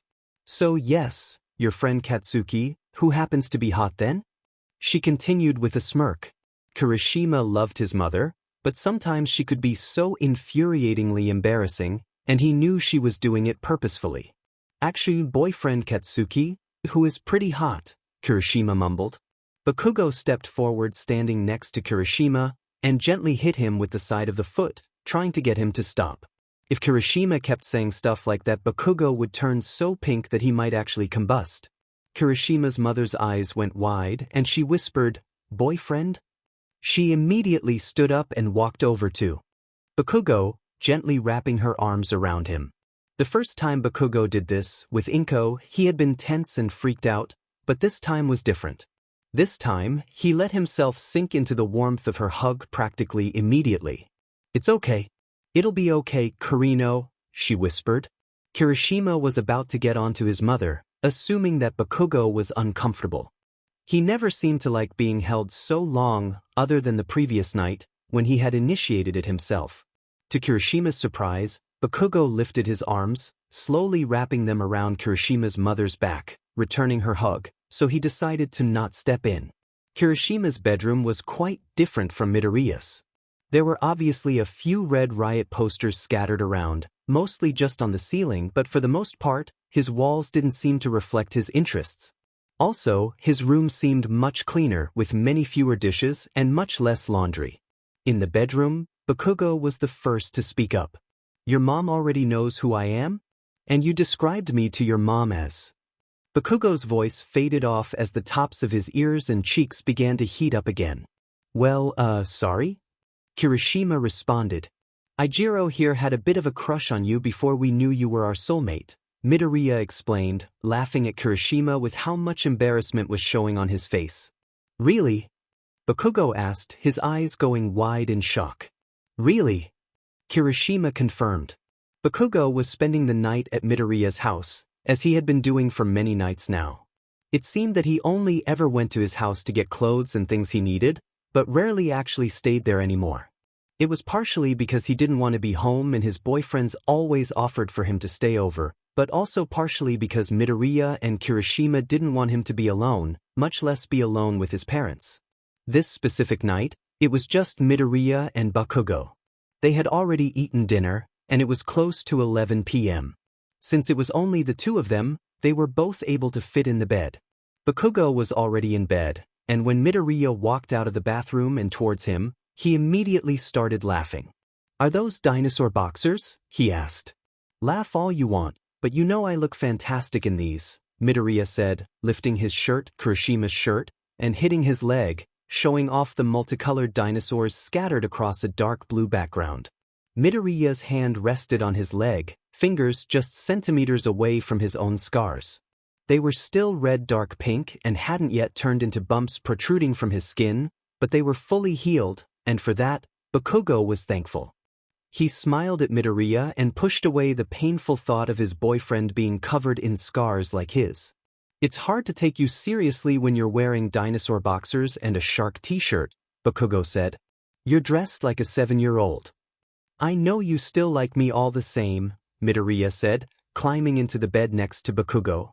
Midoriya wrapped his arms around Bakugo, who was dressed much more modestly, wearing a plain tank top with full-length pants. He knew Midoriya had already seen his scars countless times, and he knew Midoriya's opinion of him would never change. Despite that, a little part of his brain still insisted that if Midoriya saw him struggling, if Midoriya saw proof that he used to struggle, he would think he was weak. Or, Midoriya would not want to be with him anymore. We should go get you some real pajama pants, Midoriya whispered. So you don't have to sleep in these things anymore. He put a hand onto Bakugo's pants, feeling the dense texture of the pants. They seemed cozy enough, but any pants with belt loops, a zipper and a button were definitely not meant to be slept in. The two boys laid together in bed, too tired to do anything else that night, but not quite tired enough to sleep. Midoriya's hands gently skimmed over Bakugo's bare skin. His arms were covered in scars too, like his sides and thighs, but these ones didn't bother him so much. Most of the scars on his arms were from training or something of the sort, so he didn't mind them nearly as much as the others. Those scars were proof of how hard he trained, and how he would become a hero one day. I've always wondered, Midoriya whispered. How'd you get this one? Midoriya asked. His fingers skimmed his fingers over the scar diagonal across his bicep. The scar he had gotten while Midoriya and Kirishima were out getting boba. I didn't do it myself, Bakugo responded. He was usually hesitant to talk about his self-harm, but this seemed even more hesitant than that. It seemed different. Was it training? Midoriya asked, just hoping for the best, even though he could tell it wasn't. My mom, she never really hit me. Like, she'd kinda thwack me sometimes, that sort of thing. She only hit me for real when she was really mad. Midoriya was silent. The last time she really hit me, she was cooking soup. I think other times she'd hit me, she'd use whatever was in her hands, a hairbrush, spoon, book. She didn't realize she was holding a knife. Kaken, I'm so sorry. That was the only time she really apologized to me. And she hasn't hit me once since.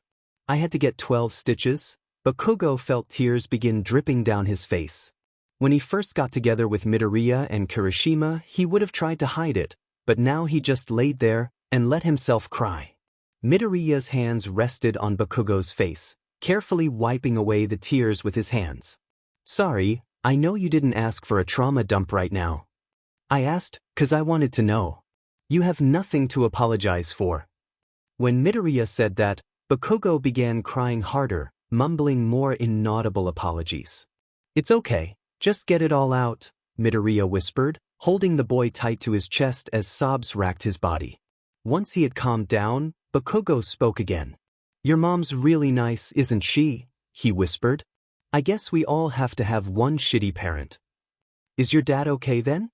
Midoriya whispered back. He tries his best. And yours?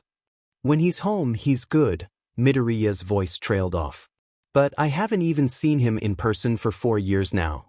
He'll pick up the phone if mom calls, but he never calls us either. Not even for birthdays or Christmas. Sounds like a bit of a dash, Bakugo mumbled.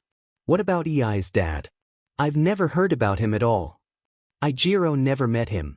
I'm pretty sure he just left before he was even born. Well, that's a shitbag move right there. At least we have 3 decent parents between us, I guess. Yeah, at least we have that. Are you awake? Bakugo whispered. Midoriya shifted next to him, mumbling a small, mostly, back to him. I know it's a bad time, but Bakugo went silent, not sure how to say it. Is it? Do you want to hurt yourself? Midoriya whispered back, noticing Bakugo's mood. Bakugo nodded. Do you want a distraction? Or I can go grab the list Aizawa made, Midoriya said frantically. Just hold me. Please. Midoriya nodded, sitting up and pulling the boy into his arms. Bakugo seemed nearly limp when Midoriya moved him, fully pliant as he sunk into his boyfriend's chest. Midoriya's arms gently wrapped around Bakugo's back. Tighter, Bakugo whispered. Just hold me so tight that I can't move. As tight as you can. So I can't run. and so I can't think of anything else. Okay, Kaken, Midoriya whispered back, tightening his grip around his boyfriend. And Bakugo held on tight back. If he let go, he might try to run, so he held on tighter. Do you want to talk about it? He asked. Not now. Later, he mumbled. Bakugo tried apologizing. For what, he didn't know, but he tried anyway.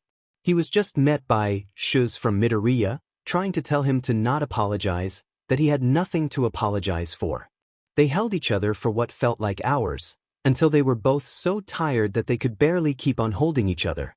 Bakugo's grip began to falter as he began dozing off, but no matter how tired Midoriya got, he did not let go of his boyfriend. When they woke up the next morning, Midoriya was still holding Bakugo just as tight as he had been the previous night, even through his sleep. Once they had both awoken, Midoriya carefully asked, "Do you want to talk about it now?" With a nod, Bakugo began speaking. I don't know why it happened then, I was honestly scared of what I might have done if I hadn't woken you up. Was it self-harm or something else? Midoriya asked. Self-harm. But worse than usual, like I kept on thinking I had to go deeper, and that I had to do it somewhere more visible or else none of it's actually real. Or else I'm not sick enough to get help. I'm glad you woke me up, Kaken. Thank you. Back staying at Kirishima's house, both Kirishima and Bakugo had woken up much too early to actually get out of bed, especially since it was a weekend, but they both knew they stood no chance of falling back asleep. Tell me more about Mur and Rei, Bakugo said, breaking the silence. Really? Kirishima said excitedly, immediately pulling himself up to a sitting position. He really enjoyed sharing stories he had made himself, but sometimes got worried that others didn't feel the same or didn't want to listen to them, so he rarely shared them without being asked. And I'm sitting in your lap now, Bakugo added, placing himself on top of Kirishima's legs, leaning back into Kirishima's chest, and holding his boyfriend's hands together in front of his stomach as Kirishima continued telling the story. The second gravestone he told Mur about was Harriet. She had been Rei's grandmother, Caitlin's mom. When Rei was young, Caitlin and Harriet would always play a duet together when Rei or any of his siblings couldn't sleep, Caitlin on the violin and Harriet on the piano. When Caitlin had died, Harriet began teaching Raymond how to play the violin part of the duet. Now that Raymond had died, the violin was the only thing he could still touch without falling straight through it. Raymond had never been able to play the duet with Harriet. Before he had completed learning the full song on violin, Harriet had fallen ill with scarlet fever and passed. The third and fourth gravestone he spoke of was Bessie's and Abe's. Bessie, as Mur learned, was Raymond's younger sister, and Abe, full name Abraham, was Raymond's younger brother, Raymond being the oldest, Bessie being the middle child, and Abe being the youngest. Bessie had been born just 2 years after Raymond, and barely even remembered Caitlin. Abe, on the other hand, had been born even later and couldn't remember his own mother at all. Being the oldest, Raymond had much responsibility to take care of his siblings. Bessie and Abe both loved hearing stories of their mother, or fictional stories Rei would make up before bed. Soon after Harriet passed, Bessie did as well. At the time, Harriet, Rei, Bessie, Abe, and his father had been living together. Rei's father had evaded getting the fever by leaving the house. Rei, on the other hand, had no clue how he had evaded getting sick, as Harriet, Bessie, and Abe all had. Cats, I can't feel my legs, Kirishima said, carefully pushing Bakugo off his thighs. Bakugo shifted, patting his lap for Kirishima to sit there instead of the other way around. This time, they faced each other and Kirishima's legs were wrapped around Bakugo's back as he continued the story. Harriet passed after just 3 days of showing symptoms, and Bessie passed the next. Abe, on the other hand, had stayed sick for the next week, but with Raymond taking care of him, he was able to recover. When Abe was sick and Edmund, their father, had gone off who knows where, Raymond, at the age of 13, had dug the graves for both his sister and grandmother and buried them. As Abe recovered his health and learned of what happened to Bessie and Harriet, he began having nightmares which just got worse when Edmund came back. It had taken months of talking to Raymond for him to even begin talking about his father. From what Mur had gathered, he wasn't a good man. Even though it was more typical for the time, for Rei's time, for parents to hit their kids, that didn't make it okay. In addition, from how Rei seemed to talk about Edmund, it sounded possibly more extreme. As a younger kid, Ray had taken the blame with Edmund many times to protect Bessie and Abe, but now that it was just Edmund, Ray, and Abe, Raymond was no longer able to distract his father with his brother.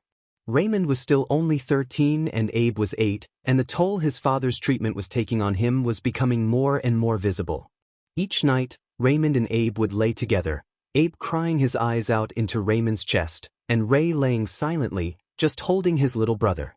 He was struggling and wanted to cry just as much as Abe, but as the big brother, he had to stay strong. Time passed, and Abe began saying how he didn't know how much longer he could take this. That obviously worried Ray, but he didn't know what else he could even do.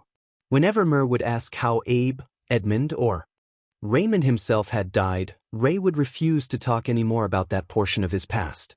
Instead, Mur insisted that they would learn the piano piece of Harriet and Caitlin's duet. "It gets darker, so I'm gonna wait till later for the rest if that's okay," Kirishima said. "Thanch'm," Bakugo mumbled back. Still not ready to get up, the two boys just sat in silence together. Kirishima traced his hands over Bakugo's back. His hands slid up underneath Bakugo's shirt, not platonically, yet not sexually either. Skimming over the soft skin, Kirishima's hands accidentally floated to Bakugo's sides. "Sorry," he mumbled, shifting his hands away from the scarred skin. "It's okay. I don't mind if you don't," Bakugo whispered, gently guiding Kirishima's hands back to his sides. Kirishima's hands traced over the bumpy skin, much more hesitant than he had been on Bakugo's back.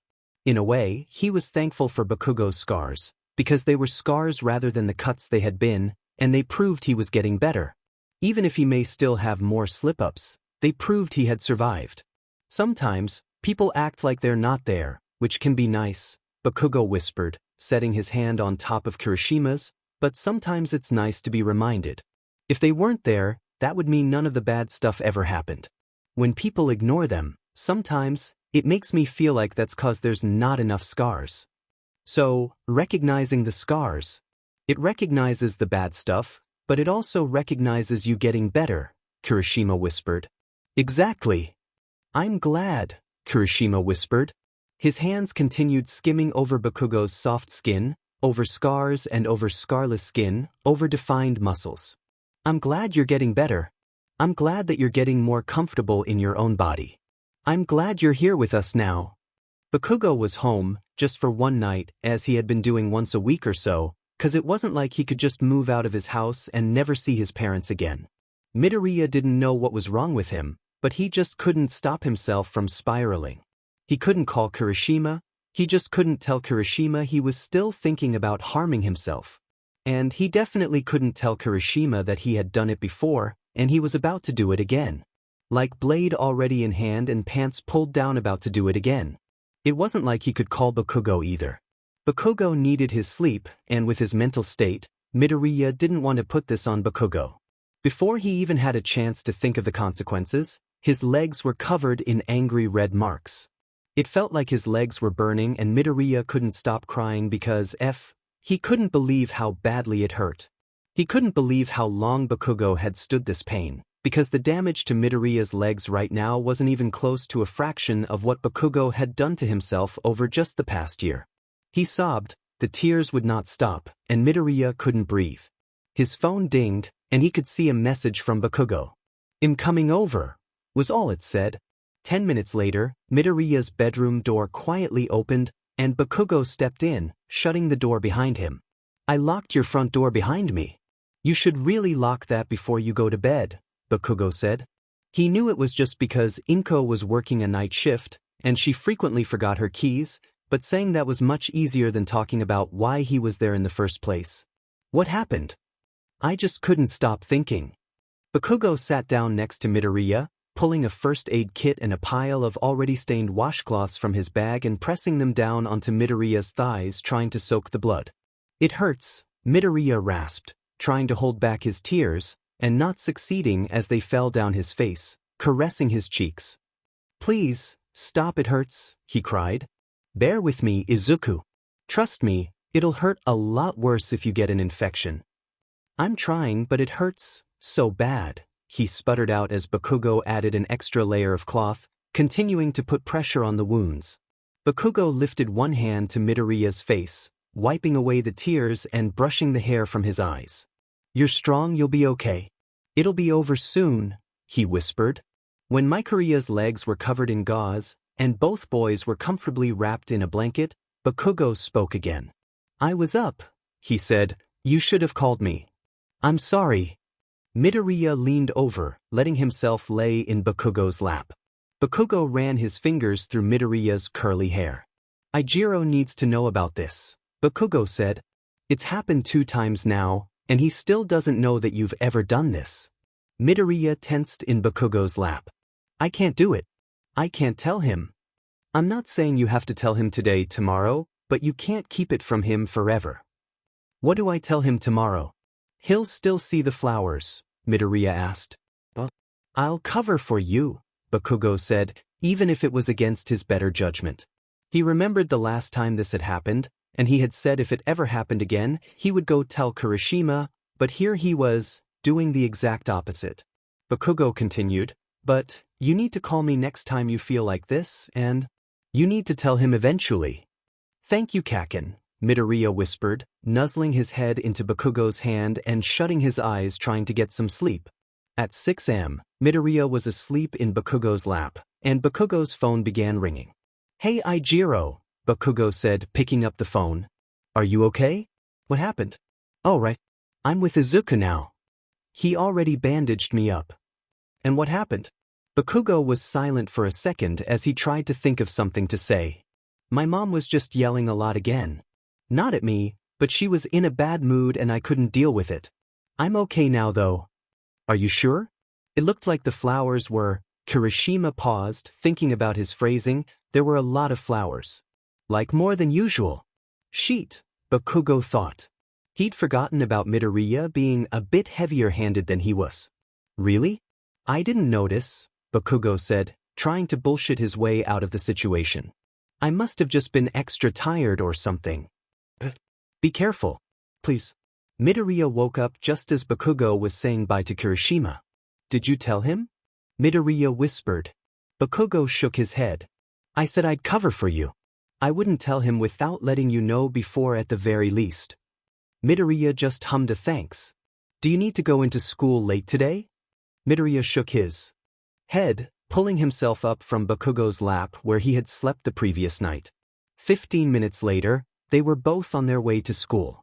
When they arrived, Kirishima immediately gave Bakugo a giant hug and squeezed Midoriya's hand, whispering a thank you for taking care of Bakugo, even though it should have been the other way around. Bakugo eyed Midoriya cautiously the whole day, practically monitoring his each and every move and reading into the lines way too much. Each time Kirishima grabbed Midoriya's thigh that day, a habit that Midoriya and Bakugo both hated at the moment, Bakugo could see Midoriya trying to hide his flinch. It took everything in him to not get Kirishima to give Midoriya a hug instead of himself, and to get Kirishima to stop squeezing right over Midoriya's injuries. With how much Midoriya had cried the previous night, about how bad it hurt, Bakugo couldn't imagine how much restraint it was taking to show such minimal reactions to Kirishima's movement. It also seemed near impossible that none of Midoriya's injuries would reopen from it. When they got home, Bakugo was proven right, as he removed the bloody bandages and replaced them with fresh ones.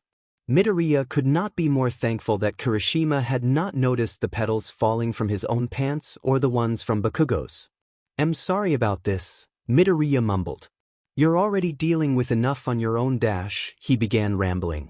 "We all deal with bullshit sometime or another. You help me with mine, I help you with yours. No apologies." "Thank you then. For helping me." Bakugo just nodded, pulling Midoriya into his arms. He ran his fingers through Midoriya's hair, and brushed his thumbs over Midoriya's cheeks. "You have more freckles than when you were little," he said. "They look weird, don't they?" Midoriya mumbled. His self-esteem had obviously taken a hit with this most recent breakdown. "Nah, they make you cute as shit," Bakugo said, nuzzling his nose against Midoriya's, then placing a few pecks on his cheeks, on some of the more prominent freckles. Midoriya's face was engulfed in heat as his cheeks and the tops of his ears turned bright red. "Quit it," Midoriya whined, pushing Bakugo away from him from embarrassment. "Quit what?" Bakugo said with a laugh. You want me to quit this? He asked, peppering his face with even more kisses. Kaken, it's embarrassing, Midoriya said, hiding his face into Bakugo's chest. Bakugo just chuckled, running his hands through Midoriya's thick dark green hair, comfortingly rubbing the back of his head. The moment of embarrassment and laughing passed, and Midoriya began apologizing again. I'm sorry that you had to end up with me as your soulmate, Midoriya whispered. You would have been better off with just Kirishima and not me. No, Bakugo said. Look at me, Zuko. I am so happy to have you as my soulmate, and I wouldn't have it any other way. Bakugo lifted Midoriya's face up to meet him in the eyes. Tiny freckles, giant mess of hair and all. You're sweet and caring and so incredibly beautiful. I mean your eyes alone make me want to stare at you for hours. And then, Midoriya was giggling again. His ears and cheeks were covered in blush, but this time, he didn't quite mind. He knew he had to go home for more than just one night, getting home at 8 p.m. and leaving at 7 a.m. at some point. Bakugo couldn't just keep living at his boyfriend's houses. He could stay at his boyfriend's houses whenever he wanted without his parents caring, mostly because they didn't know where he was, but they might start to have a problem with it if he literally never came home. The first night home went just fine. There were no relapses, no incidents with Mitsuki, and they all met each other to walk to school together the next day, and the second day was the same. It wasn't until the third day that they ran into a problem. It was near 1 a.m. and Bakugo couldn't sleep, so he had begun cleaning his bedroom. He picked up piles of clothes from the floor, quietly brought all his dirty dishes down to the kitchen, and then began cleaning up his desk. He put a few books back onto the shelf, straightened out his papers, mostly various completed homeworks that had already been graded. When he picked up his journal though, he heard a clink. There was a blade laying on his desk that had fallen out of the journal. It was an old one of his favorites from the time that he had quit using, solely because he had lost it. At least now he knew where it went. In a moment of adrenaline, he pulled off his shirt and quickly pulled it against his side. Damn it, I shouldn't done that. Ijiro will know. Izuku will know. Everything froze. The panic subsided, and he couldn't feel anything anymore. Since I already did one, since they'll already find out anyway, I might as well do more. They probably won't want me alone for a while after this, so I won't have any more chances. He slid his pants down to his knees and sat on the floor, with the blade in hand. He quickly dragged it across each of his thighs repeatedly, then across his sides and chest too.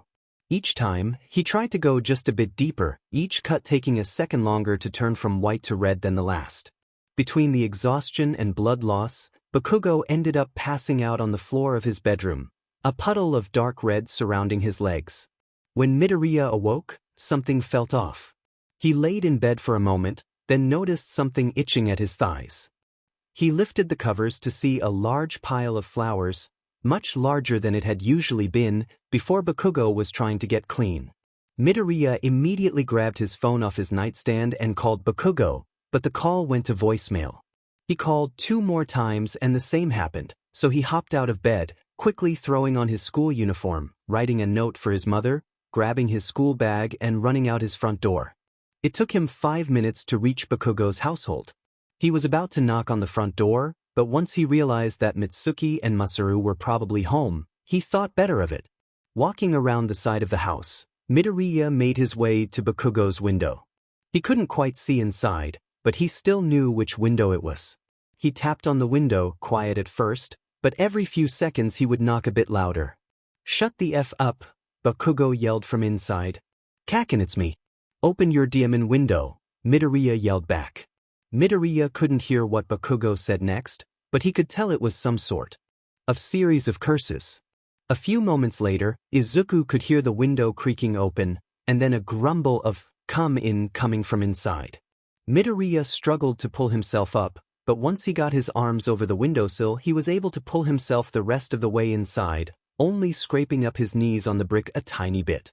"It's 6:15 in the FING morning, Zuku," Bakugo mumbled, still nowhere near being truly awake. "Flowers.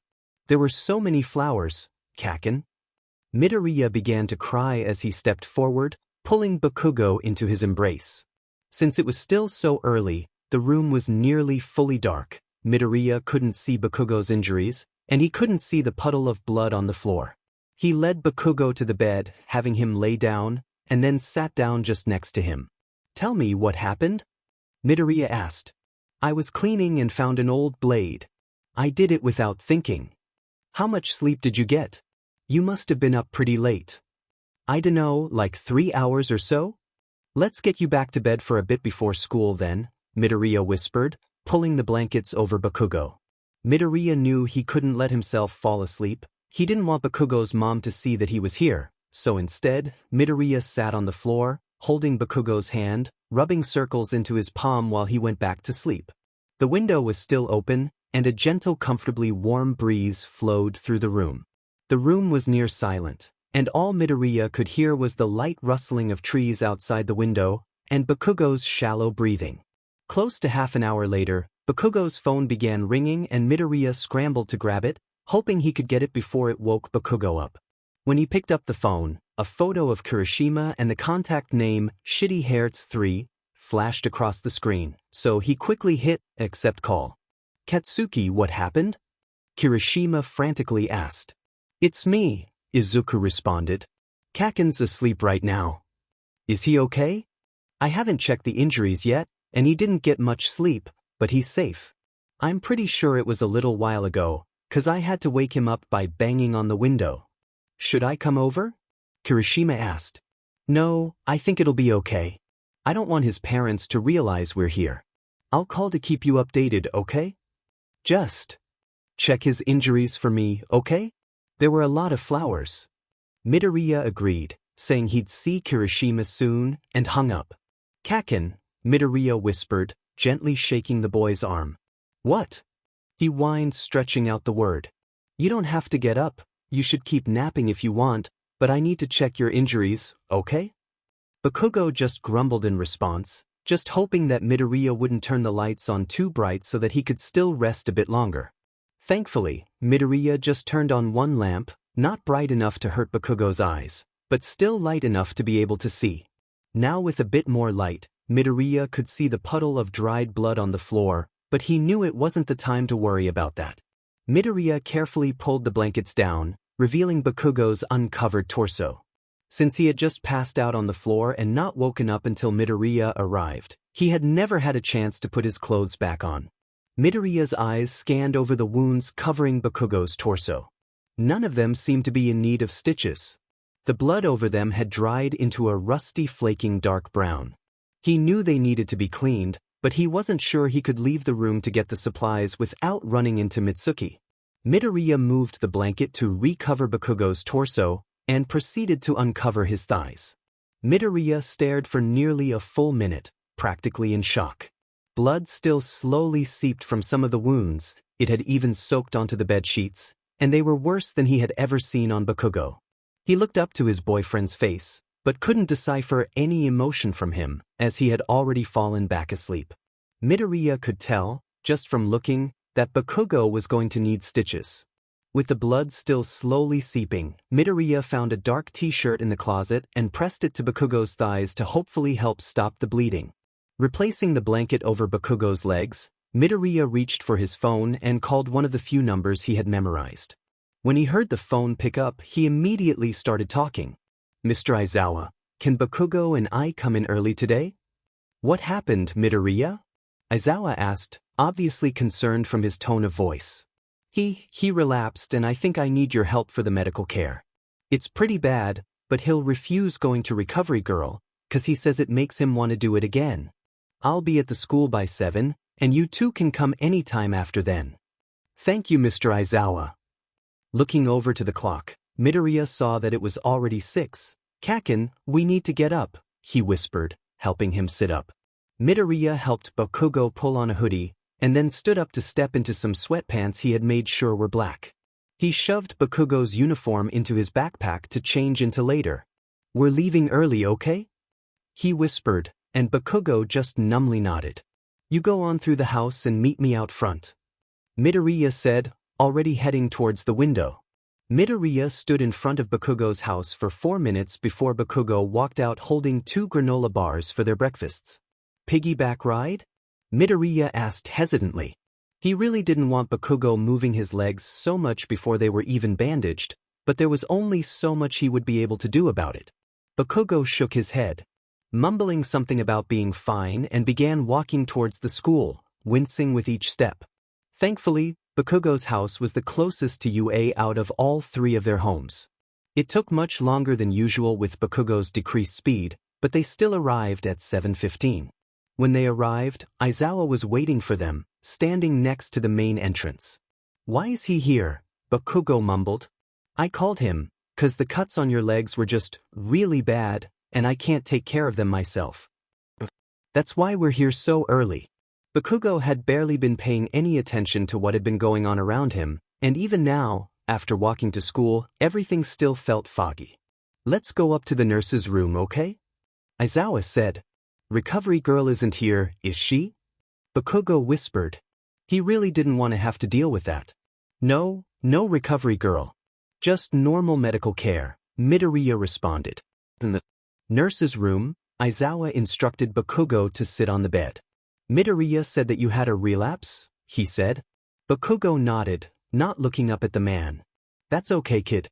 That's a normal part of recovery. We just need to make sure that you're safe now. So, can you show me where you're injured, please?"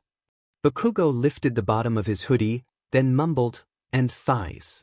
Thighs are worse, I think, from how it feels, but I haven't looked yet." "Okay, thank you, Bakugo. Can we start by cleaning off your thighs?" Bakugo agreed, so Aizawa went to wash his hands, and returned with a cloth and bowl of water, and when he returned, Bakugo's thighs were uncovered. By now, it seemed the slow bleeding had stopped, Midoriya noticed. Aizawa began carefully wiping away the dried blood with a wet cloth. As he ran it over one of the deeper injuries, it began bleeding again, so Aizawa quickly put pressure over it. "Some of these are going to need stitches," Aizawa stated. "I don't want to. Can't we just do butterfly tape?" Bakugo asked. With a sigh, Aizawa agreed to try using butterfly tape, but he said if it didn't work, he would be taking Bakugo to get stitches. It was nearing 7:50 when Aizawa completed Bakugo's bandages. The butterfly tape had thankfully worked, but Bakugo felt like he was some sort of mummy with how much gauze he was covered in. "Are you up to going to school today?" Midoriya asked, and Bakugo nodded. "No training until your legs are healed," Aizawa added. Bakugo wasn't pleased with that, but he couldn't say he was surprised. Kirishima had arrived around 7:40, but not wanting to intrude, he had waited in the hall. When Midoriya and Bakugo walked out of the nurse's room together, they both immediately had arms thrown around them as Kirishima leapt onto them. Kirishima pressed his forehead to Bakugo's, nearly crying as he told him how glad he was that Bakugo was okay. They were all at Midoriya's house, as his boyfriends and Aizawa all had not wanted him to immediately return home after the incident. Kirishima had also wanted to stay over, since they hadn't all stayed together for a while.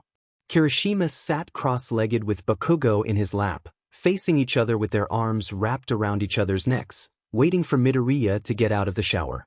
"You're cute," Kirishima said. "No, I'm effing you not," Bakugo snapped back. He could already feel heat encroaching on his cheeks. "Adorable then? That's literally effing worse." "Hot. I can deal with that one," Bakugo laughed.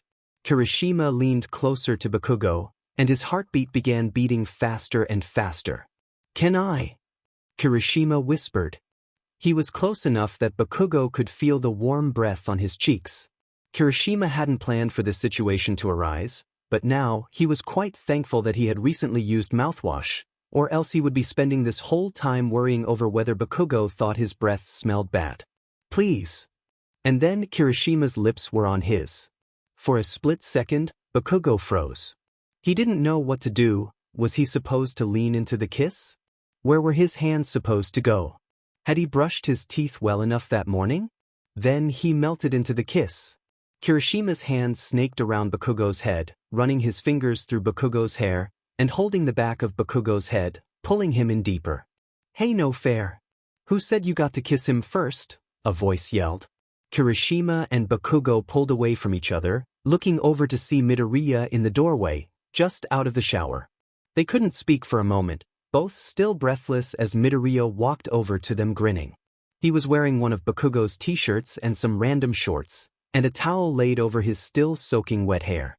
"Kiss me," Bakugo hoarsely whispered, reaching out and grabbing Midoriya's wrist and pulling him close. Midoriya's kisses are much more hesitant, lips brushing together tentatively. Hands gently roamed over Bakugo's torso, tracing small patterns onto his back. Bakugo could barely believe that just months ago, even the thought of someone else touching him, even just holding hands, had the capability to bring him to tears because of how long he had gone with no human touch whatsoever. He lifted his hands to Midoriya's back, tracing similar patterns onto his boyfriend's back in response. Kirishima couldn't deny that he was a little jealous at that moment, but he had been the first one to get to kiss Bakugo, so he gave them a moment where they could focus on nothing but each other. "Love you," Midoriya whispered, pulling away just enough to be able to speak, but still leaving nearly no space between them. "Hey," Kirishima pouted. "I love you too," he declared, jumping up and wrapping his arms around both his boyfriends. All three boyfriends were hanging out. They had gone out to dinner, also known as they ate fried chicken in the Brahms parking lot, and then had decided to go on a walk around a local park to watch the sunset. It had been getting warmer as it got closer and closer to summer, but with the slight wind and sun setting, the temperature was perfect. "Hey Eijiro, can you continue telling that story?" Bakugo asked. "The one from that night on the phone?" Kirishima responded. "Yeah, that one. We left off with Ray not wanting to talk about Edmund and Abe, right?" "Yep. It gets a lot darker from here, so be prepared. And Aizu, sorry if you're a bit confused," Kirishima chucked. "I'm pretty sure I've told you enough about it that it'll make a little sense." They continued practicing the piano piece until it was nearly perfect. They continued talking about Raymond's past and Mur's present. Eventually, Ray and Mur decided it was time that they could play the duet together.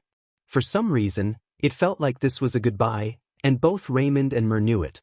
Just before they began playing, Raymond spoke up, saying he wanted to tell Mur what really happened to him, Ib, and Edmund. Just in case this really was goodbye. Ray took a moment to breathe, gathering his thoughts before he began telling the story.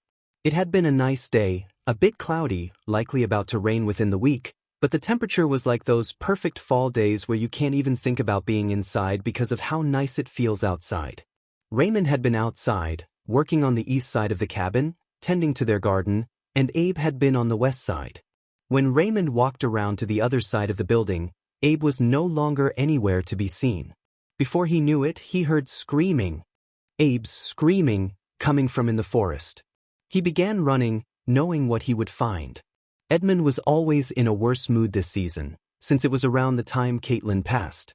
When he made it to where Abe was lying limp on the dirt ground, Edmund standing over him, a blank expression on his face. Raymond rushed over to Abe, picking him up off the ground and checking for a pulse. It was faint, but it was still there. Back at the cabin, Raymond did his best to care for Abe, but he was dead by morning. Maybe he could have survived, had they lived closer to town, or had Abe had any will left to live. Edmund had returned in the middle of the night, but Ray had been too busy taking care of Abe, trying to save Abe to even notice. The next day, Ray spent the whole morning and most of the afternoon digging his brother's grave and doing his best to carve a gravestone. For the third time in his life, despite being only, he carried his brother to the grave, saying his final goodbyes and burying his siblings 6 feet under. "You didn't tell me it was going to be that dark," Bakugo yelled, flicking Kirishima's arm. "I am confused as hell right now," Midoriya added. "Well, I don't think either of you are prepared for the next part if you thought that was the darkest part," Kirishima said. "I'm not ready to go home yet, so can we walk around a bit more?" Midoriya asked. "Sounds good to me. Maybe we can find an ice cream stand or something." Kirishima and Midoriya refused to let Bakugo stay at his own house for close to 2 weeks after the most recent incident, until he was forced to come home by his father calling him, letting him know there would be a family dinner with his grandparents, his mother's mother and father, he would need to be home for. It was a Friday afternoon when Bakugo arrived home, and he had been receiving miniature lectures from Midoriya and Kirishima all day about how if even the smallest thing happened, he needed to call them. When he walked inside, he found that only his father was home, and his mother was nowhere to be seen. In his bedroom, it took nearly 15 minutes to find more formal clothing to wear, considering most of his clothing wasn't even at his own house, and he had not done laundry at his parents' home in what felt like forever. Despite that, he did find a way to pull together an outfit nice enough for his grandparents' visit. When he returned to the dining room, he was dressed in plain black pants and a somewhat wrinkled button-up. He sat on one end of the dining table and his father sat at the other, both of them waiting for Mitsuki or for Mitsuki's parents to arrive home. "They're your soulmates, aren't they?" Masaru asked out of nowhere. "I don't know what the F you're talking about, old man," Bakugo retorted. He couldn't know about Kirishima and Midoriya. If he knew, it wasn't long before Mitsuki found out too. Her reaction would be bad, there was no debate about that, but he had no clue how bad it would be. "The two boys who were over here that day with you in the bathroom, and who always wait outside for you in the mornings just a few houses down. Red hair and green hair. They're your soulmates, aren't they?" His dad had seen Kirishima and Midoriya waiting for him before school? "Don't even dare tell the old hag." "I won't. I know how she can be. You've been staying with them, right?" He continued asking. "Figured it out, did ya? Who else would I be staying with?" Masaru stood from the table and sat back down a few chairs over, now next to his son. "Well," he said, "I would quite like to meet them sometime when your mom's out. Have they been helping you? With the cutting stuff?" Masaru made a motion against his wrist with his opposite hand that Bakugo internally cringed at.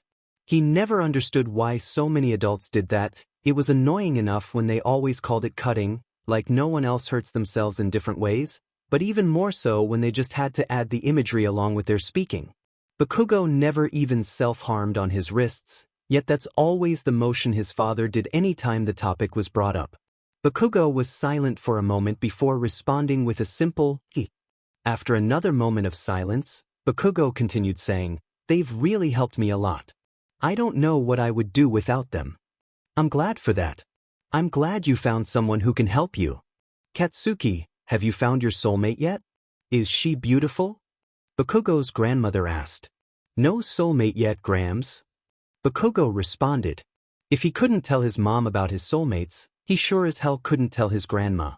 When they got home, Bakugo's mother stopped him before he could escape to his bedroom. "On the topic of soulmates," she said, "Izuku still doesn't know, right?" "Of course he doesn't, old hag," Bakugo responded. He could see her hand begin to lift to thwack him across the head, but when her eyes darted to his arm, where she had hit him, she let her hand fall back down.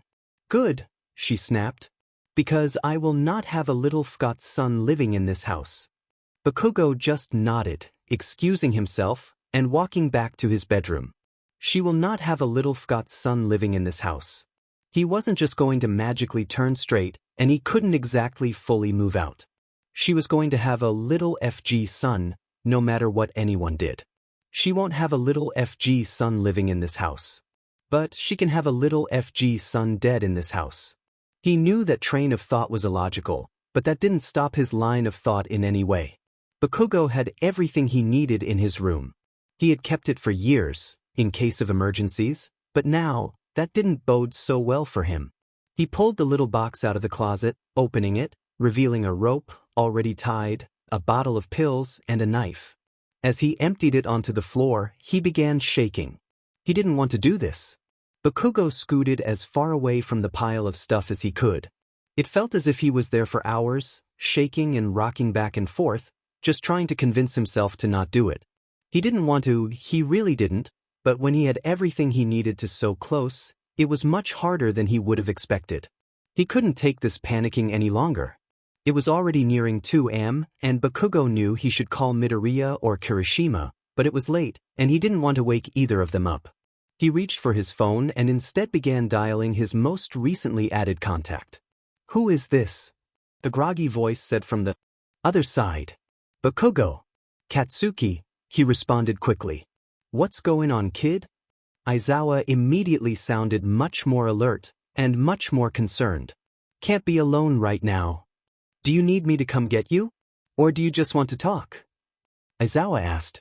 Bakugo didn't understand how he stayed so calm, yet did it in a way that was clearly intentional and didn't make it seem like he was just calm because he didn't care. I think you might need to. I don't know if I'm safe alone right now.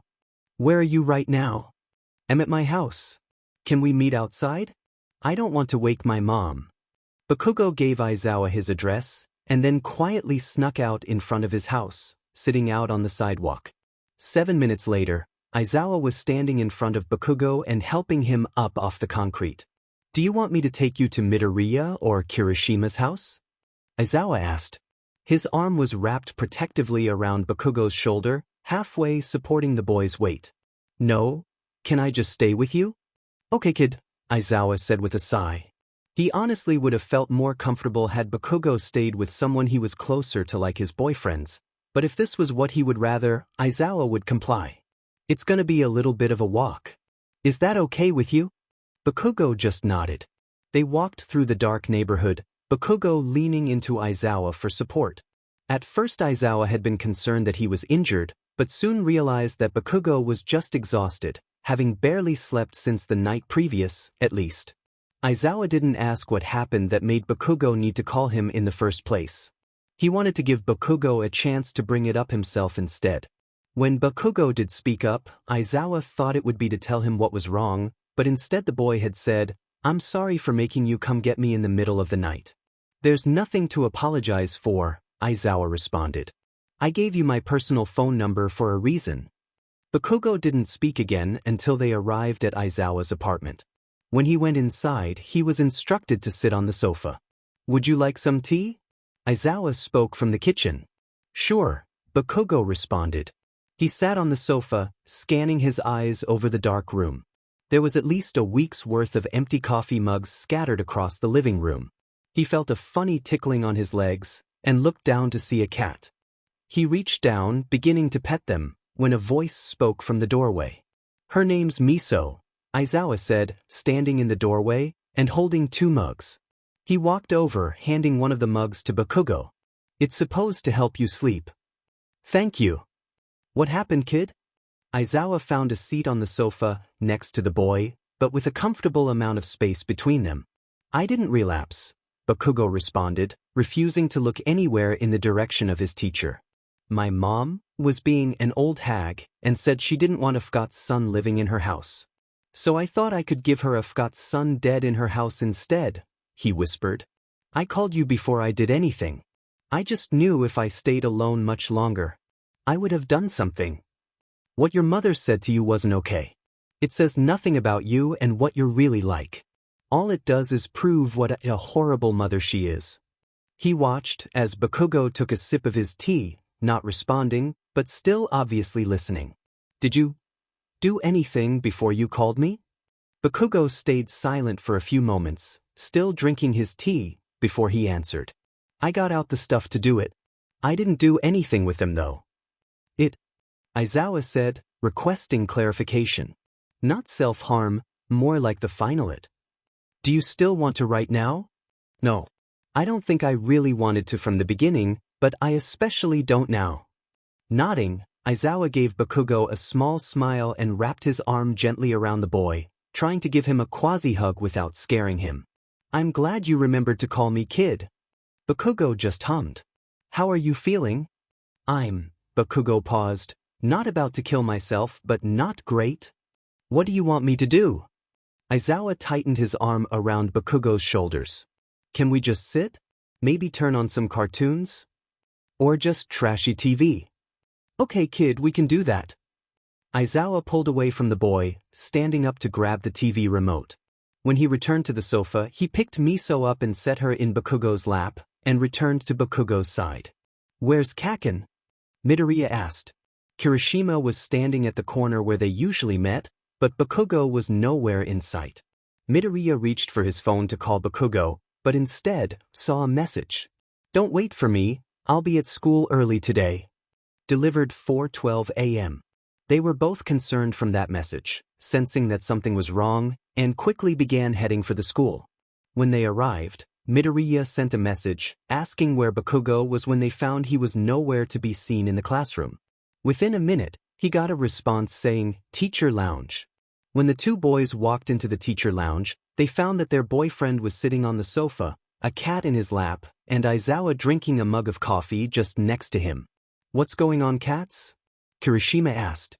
"Just had a bad night," called him. Bakugo gestured to the teacher sitting next to him. "And this is the sweetest cat I have ever met," he said, continuing to slide Miso's back as she laid, purring in his lap. Since Bakugo and Miso had gotten along so well, and Bakugo had seemed to need the extra comfort, Aizawa had ended up bringing her to school with them. "Bad night?" Midoriya questioned. "Yeah. The old hag was being bitchy. I didn't want to be alone, so I called Mr. Aizawa." Midoriya glanced over his boyfriend, trying to visibly check that everything was all right. He had no visible injuries, no bruises which wouldn't usually cause flowers depending on the severity. He seemed happy, content, where he was, with the cat in his lap, and laying on the sofa comfortably, just inches between him and Aizawa. "Bakugo, if you would like, you can do your work here today. With Midoriya and Kirishima too. I'm not sure you're quite up to going into class today, and you don't have a uniform." Bakugo hesitated, but eventually agreed, as did Midoriya and Kirishima. For the whole morning, the three boys sat together in the teacher lounge, working through their assignments, rotating between sitting on the sofa and on the floor at the coffee table. Every hour or so, a teacher would enter the room, greeting the three boys. Considering there were no questions asked, they guessed Aizawa had already told the teachers. At lunch, Midoriya ventured down to the cafeteria, returning with 3 trays of that day's school lunch: rice, beef and vegetable stir-fry, soup, and a small packet of cookies. It wasn't until mid-afternoon that they asked about the previous night. "What really happened last night?" Kirishima asked. "What do you mean?" "The old hag was just being a beach." "What happened that made you need to call Aizawa?" "She essentially said she didn't want a gay son living in her house. I went off the deep end, and was convinced that meant she wanted a gay son dead in her house." Bakugo's voice shifted into a whisper, nearly fearful of the response he would get to telling them the truth. "What, did you do anything?" Midoriya asked, scooting closer to Bakugo until the sides of their thighs touched. "No. I panicked a bit, but before I did anything, I called Mr. Aizawa. He came to pick me up around 2 in the morning. He offered to take me to your guys' places, but I just went to his place, 'cause he was already awake." "Did he help you?" "Yeah. He made me tea, let me hold his cat. He sat with me on the sofa for hours, watching cartoons and sheet, till I finally passed out." "I'm glad you called him Bakugo," Kirishima said, grabbing his hand and squeezing. "And I'm sorry that you had to go through that." "It's okay. I'm feeling a lot better now." "I know, Kaken. I know you did everything you were supposed to, but would you be okay with staying at my house, or Kirishima's, for a little while?" "Are you kidding?" Bakugo yelled. "I would rather stay with you guys. I just went home occasionally when I got worried about staying over too much." "You don't need to worry about that," Kirishima said. "We love it when you stay over, and both my mom and Inko do too." It was Saturday morning, and Bakugo wasn't responding to his messages. Bakugo had spent the previous night at his house, and Kirishima was busy going and seeing family out of town, and Midoriya was getting more concerned by the minute. He checked his watch, looking to see if it was already past 9, when Mitsuki left for work, and it was. He grabbed his backpack, threw a few snacks, some cozy clothes, and a journal into it, let his mother know he was leaving, and went on his way towards Bakugo's house.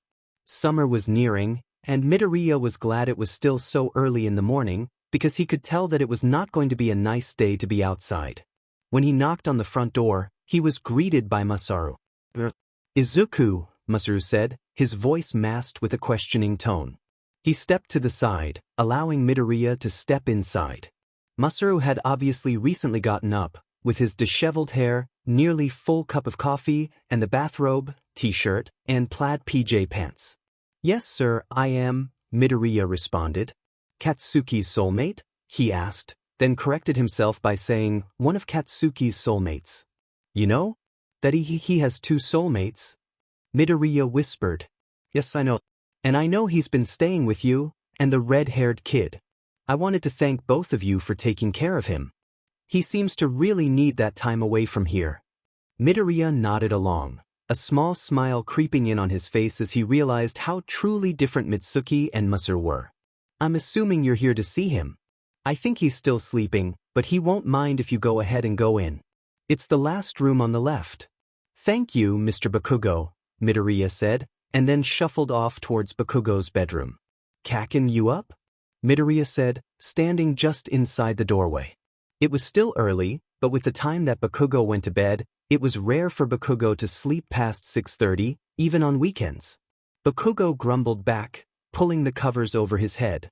Walking over and sitting on the edge of his bed, Midoriya placed a hand over what he assumed was Bakugo's shoulder. What's going on, honey? He asked. Never called me that before, Bakugo mumbled, ignoring Midoriya's question. Midoriya pulled back the covers just enough to reveal Bakugo's head. Despite the blanket now being wrapped around Bakugo's neck, Midoriya still could not see his face, as it was buried into a pillow. What's going on? Midoriya asked again. You're usually up 3 hours before now at least. I've been up for like 4. And you haven't gotten out of bed at all? Bakugo shook his head. Midoriya reached his hand down, turning Bakugo's face to face him, and his face was nothing but pure exhaustion. I know I look awful. You shouldn't have to see me like this, Bakugo whispered, turning his face back away from Midoriya. No, Midoriya said, you're just having a bad day is all. And that's perfectly okay. A hand was placed on Bakugo's face, his thumb rubbing gently over Bakugo's cheekbone. Midoriya looked around the room, seeing its worse-than-usual state, with many days' pile-up of laundry and dishes. Did this just start today? Midoriya asked. Bakugo shook his head, and he took a deep breath, as if he was gaining the energy to respond. It started a while ago, today's just the worst. You didn't tell me or Ijiro. I didn't notice, till it got real bad. How about we do a little self-care today then? Bakugo hesitantly nodded, unsure of what this would involve. Midoriya pulled back the blanket a little further, encouraging Bakugo to get out of bed, just to reveal that he was still wearing his school uniform from the previous day. Let's get you in some cozier clothes first, Midoriya said, already reaching into his bag and pulling out one of his hoodies and setting it on the bed. He had to do most of the work, finding the clothes, getting Bakugo out of his uniform, and getting him into the sweatpants and hoodie, but 10 minutes later, Bakugo was out of his school clothes and sitting upright, which was definitely progress. Are you okay if I leave for a minute? If you aren't, please tell me. Yeah, I'll be FNG fine. Don't freak out, Bakugo said, his voice lacking its usual snap. 15 minutes later, Midoriya returned, holding 2 bowls of oatmeal and 2 cups of tea. Bakugo had no clue how he'd balance them all. Your dad made the oatmeal. He added apples and cinnamon for you too, Midoriya said, passing Bakugo a bowl and a mug of tea. Thank you. Bakugo sat silently on his bed as he ate, not raising his eyes from the bowl of oatmeal once. After just a few bites, he stopped eating altogether. Are you full? Midoriya asked, noticing the bowl sitting in his lap. I'm just not hungry. Midoriya took the bowl from Bakugo's lap and set it on Bakugo's side table along with piles of dishes from the past few days. Do you think you could take a shower? That sometimes makes me feel better. Bakugo turned his head toward Midoriya, thinking of a response. Only if you're with me, is what Bakugo finally settled on. It felt like he'd been alone for so long. Now that Midoriya was there with him, he didn't think he could stand to leave his side. In the shower? Or just in the bathroom? Shower, if not, bathroom, wherever. Just not alone. He shouldn't have asked Midoriya that. He didn't mean to make Midoriya uncomfortable, and now that Midoriya was uncomfortable, he was going to leave. Bakugo was going to be alone again, without Midoriya there. Let's go get some water running then, Midoriya responded, interrupting Bakugo's thoughts. Bakugo followed Midoriya all the way to his bathroom. It was strange to see Bakugo so quiet and subdued. Midoriya reached into the shower, turning the shower nearly all the way to hot. Turning to Bakugo, Midoriya reached his hands up, brushing over Bakugo's hair. We're gonna need to condition this, for sure, he said, running his fingers through the knotted hair. Once the water was warm enough, Midoriya asked, Can you undress yourself? Bakugo nodded, so Midoriya turned away, pulling his own clothing off as Bakugo did the same behind him. Midoriya held out a hand, steadying Bakugo as he helped him step into the shower. It was warm, and the water pelting down on Bakugo's back felt wonderful. He leaned forward, letting his head rest in the crook of Midoriya's neck. He felt himself begin to tremble, as if he were crying without the tears. "It's okay," Midoriya whispered. He rubbed circles onto Bakugo's back, doing anything he could to comfort the boy. Midoriya laid a hand in Bakugo's hair, tilting his head back into the water. Bakugo sighed as he felt Midoriya began massaging shampoo into his hair. The touch was gentle, fingers rubbing his scalp, and gently working his way through the knotted hair. Once his hair was fully soaked through with conditioner, Midoriya had Bakugo turn around and began rubbing a soapy washcloth in large circles over his back. There were more recent scars than there had been previously, but Midoriya thanked God that everything was still fully healed, and nothing from the past week that Bakugo had been on a downward spiral. Turning Bakugo back around, Midoriya rubbed the cloth over Bakugo's chest and stomach, and tried doing the same for Bakugo's arms, but Bakugo pulled away. "What's with your arm?" Midoriya asked, trying to lean to the side enough to see Bakugo's arms held behind his back. "Come on, you don't need to be scared, honey." Bakugo hesitantly released his arms, placing them back at his sides. Midoriya carefully caressed his arm, holding it in between them, trying to see past the water falling over both of them. Gently, Midoriya brushed his thumb over the red, irritated skin. "What did you do, Cats?" he whispered. "If I don't bleed, you don't see it." "The flowers," Bakugo whispered back. He hadn't meant to scratch himself, he had just done it in a fit of panic, and he realized that the relief wasn't the same, but it was something, and Midoriya and Kirishima didn't have to know about it. "It's still hurting yourself. You can call me anytime. You should call me when you feel like that." 15 minutes later, both boys were out of the shower and wrapped in fluffy blankets. Bakugo had refused any sort of bandages on the irritated skin across his arms, which Midoriya was not pleased with. They sat together on Bakugo's bed, and Midoriya held the other's arms in his hands. He may have refused bandages, but Midoriya insisted on using some lotion at the very least, to hopefully make them itch less so Bakugo would be less likely to want to do it more. When Midoriya began getting dressed, he heard Bakugo speak again. "Those are my fault," Bakugo said, his brow furrowed in concern. Midoriya followed Bakugo's gaze down to his own thighs. "Kaken, none of that is your fault. At all." Midoriya pulled on a shirt, and walked back towards Bakugo and sat on the bed so close he was practically in Bakugo's lap. "These," Midoriya said, skimming his fingers over the pink lines on his thighs, "are not because of you, and never will be."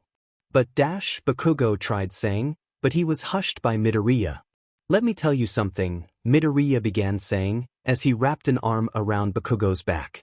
"It was a long time ago, before you started self-harming, but do you remember any strange petals coming from the top of your head?" Bakugo froze for a moment and then slowly nodded his head. "You know, I can be really anxious. I was that way when I was a kid too, obviously. When everything got to be too much and I'd start to panic, I would scratch myself." Midoriya lifted Bakugo's hand to his head, guiding his fingers to a memorized spot on his head. "There's still a bump there from how much I would scratch at it. That's self-harm, and I did that before you ever started self-harming, to my knowledge." Bakugo let his hand relax, still pressed onto Midoriya's head. "I guess what I'm trying to say is, I did this stuff without even meaning to, before I even knew what self-harming was. None of this was ever your fault." "Do you still do that? With the scratching?" Bakugo asked, looking up to meet Midoriya's eyes. "It happens occasionally when I'm stressed and zone out a bit too much. But now, I catch myself before it gets too bad, like it used to." "Good. Do you still think those scars are your fault?" Midoriya whispered. Bakugo shook his head, leaning forward, wrapping his arms around Midoriya's back and burying his face into Midoriya's chest. Midoriya didn't know how much time had passed when Bakugo did finally detach himself from his chest, but Midoriya had not minded. It was honestly nice to have the warmth of his boyfriend in his lap. "Are you feeling any better?" Midoriya asked. "Only a little. Still mostly feel like shit. Feeling better's a lot harder than it's supposed to be." "Yeah, it can be," Midoriya said, giving him a gentle smile. "This happens to you too, right? You mean depressive episodes?" Bakugo nodded. Yeah, they do. I had them more when I was a bit younger than I do now though. What would you do? How'd you get through it? I had different things I'd try to do. I've been going through the list with you already, actually, getting you in clean clothes, taking a shower, trying to get some food in you. I'm tired of feeling like this. Can we, Bakugo paused, do more stuff from that list? Midoriya nodded. How about cleaning your room up a bit? I'm here to help so it shouldn't be so bad. Bakugo nodded and pulled himself up from the bed, awkwardly standing as if he was waiting for Midoriya to tell him what to do, because he was. Noticing, Midoriya said, how about you pick up some of the dirty laundry, and I'll work on the dirty dishes? After half an hour of cleaning, Bakugo's room was still nowhere near what would be considered a properly clean room, but it had made much progress.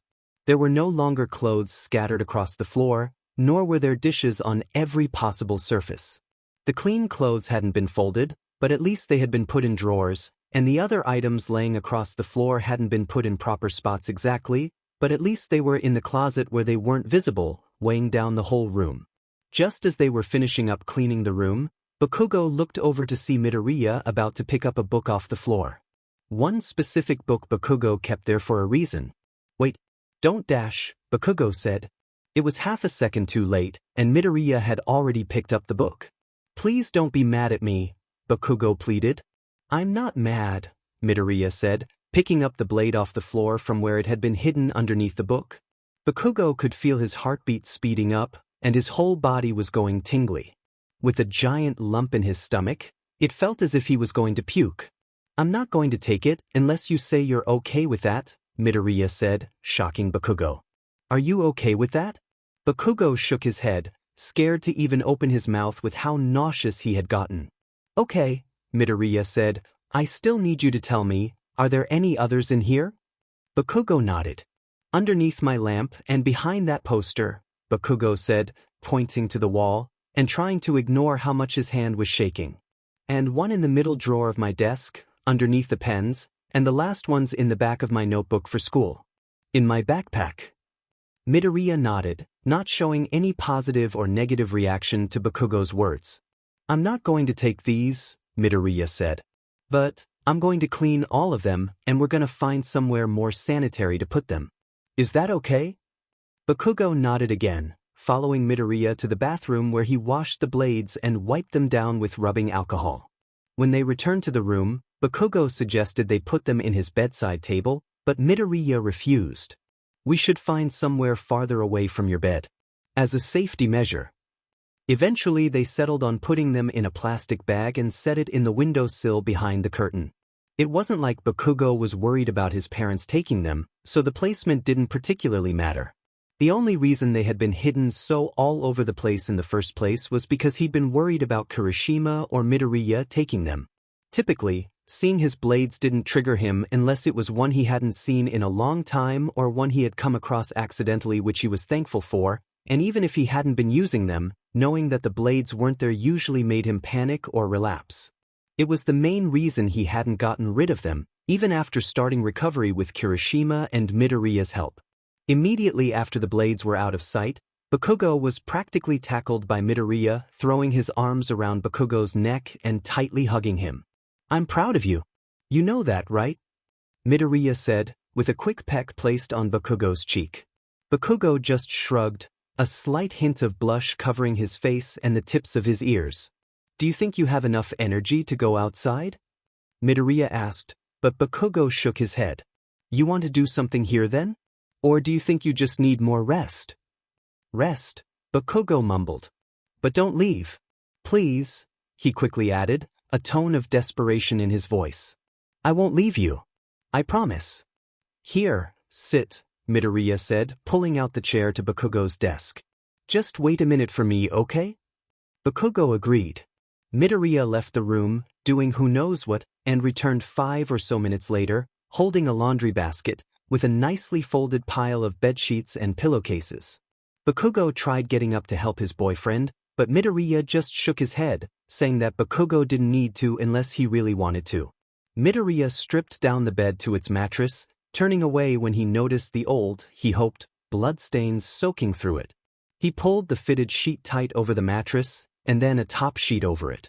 Again, Midoriya left the room, this time leaving, taking the basket now full of dirty sheets and blankets with him. 5 minutes passed and Bakugo began to wonder when Midoriya was coming back. Another 5 minutes, and Bakugo was starting to get worried.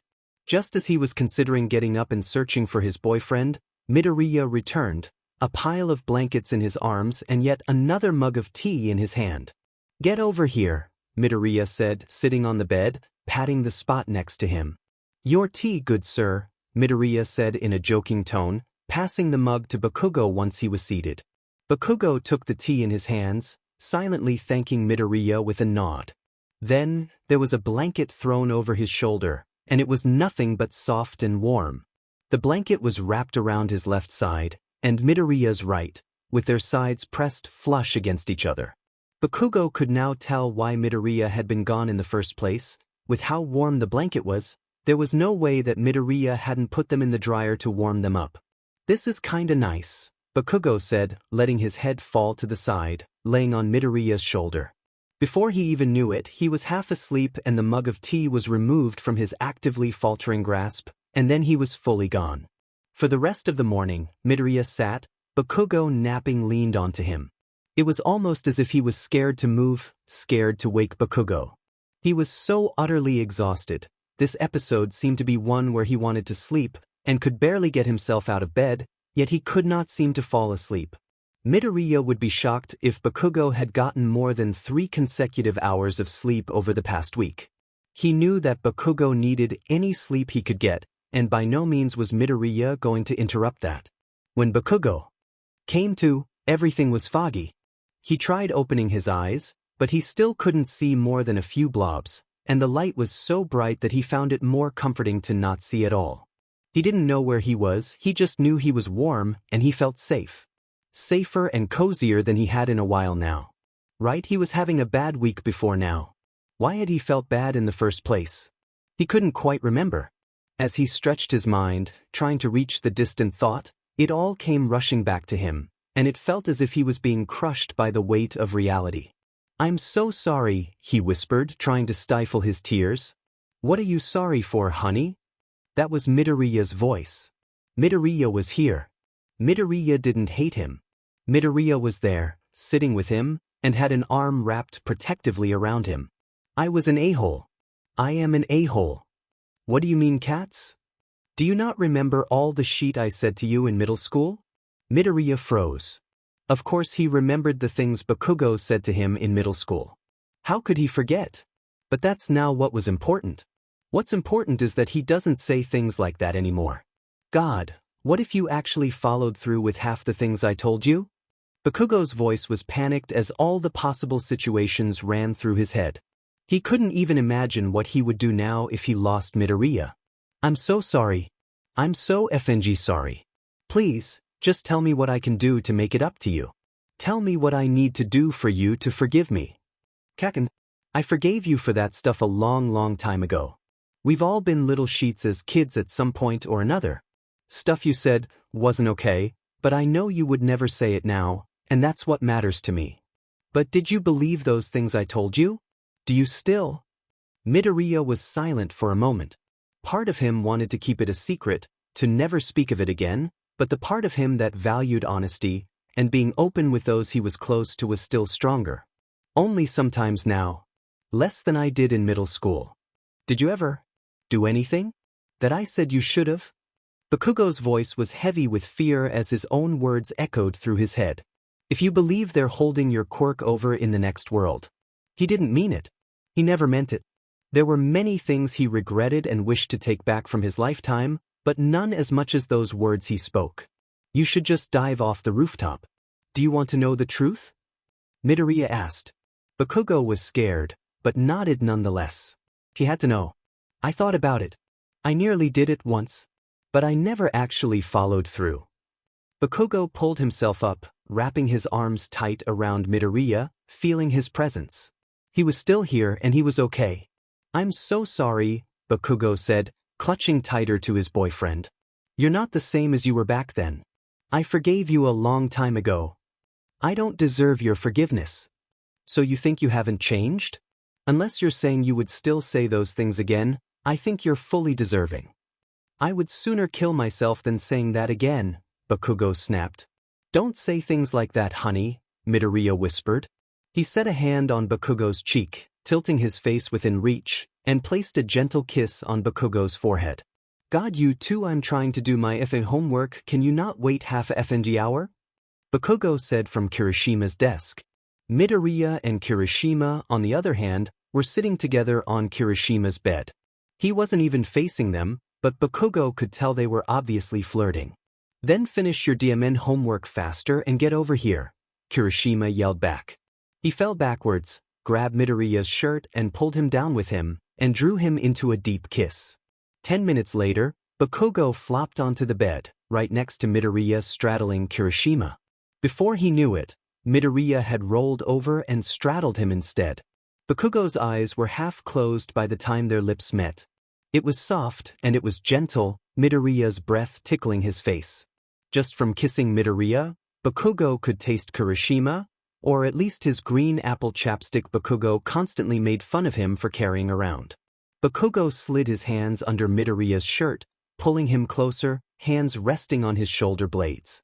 Midoriya pulled back for a second to speak. You want to go further? He whispered. Bakugo pulled himself up to a sitting position, letting Midoriya slide off his lap, and nodded. Not all the way. Just what you want, he said. Both boys turned to Kirishima, asking him just with their stares. Kirishima made his way over to Bakugo, sitting behind him and resting his chin on Bakugo's shoulder. I'd like that, Kirishima said quietly, not needing to speak any louder with how close their faces already were. Midoriya's fingers played with the bottom of Bakugo's shirt, looking up to him and seeing if he was okay with taking his shirt off. In a minute, Bakugo said. Yours first. Midoriya nodded, pulling his shirt off and throwing it onto the floor. Midoriya looked up, seeing both Kirishima and Bakugo's faces turning increasingly pink. Zoo, Bakugo said, his voice made of practically nothing but air. Since when do you have so much muscle? Is it a bad thing? No, Kirishima interrupted, it's hot as hell. Then, Kirishima's hands were sliding underneath Bakugo's shirt.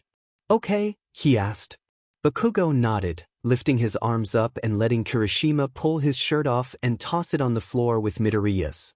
Bakugo's arms immediately wrapped around himself, subconsciously hiding the scars across his sides. It's okay, cats, we all have scars. You don't need to be worried about us seeing yours. Bakugo nodded, loosening the grip of his arms on his sides. Bakugo turned around, now facing Kirishima, and tugging on his shirt. Bakugo's hands drifted up Kirishima's torso, fingers gently skimming his skin, while Midoriya's hands wrapped around Bakugo, resting on his stomach. Kirishima leaned forward, meeting his lips with Bakugo's. He could still feel Midoriya's hands resting on his stomach, and not knowing where else to place his hands, Bakugo set them on top of Midoriya's. He felt Midoriya begin pressing slow kisses onto Bakugo's shoulder. He could smell Kirishima's cologne, but couldn't even tell if it was coming from Kirishima in front of him or Midoriya behind him. When Kirishima pulled away, both boys breathless, Bakugo turned to Midoriya. Switch with me, he said. I'm getting too warm. Those. Partially true, but also, he wanted Midoriya in the middle so he could get more attention. Midoriya placed his hands on Kirishima's thighs, gently squeezing. He knew Kirishima could be insecure sometimes, about how his legs were a little thicker than Midoriya or Bakugo's, how his muscle wasn't quite as defined as theirs, so each time he got a chance, he tried showing Kirishima that that stuff didn't matter to him and Bakugo.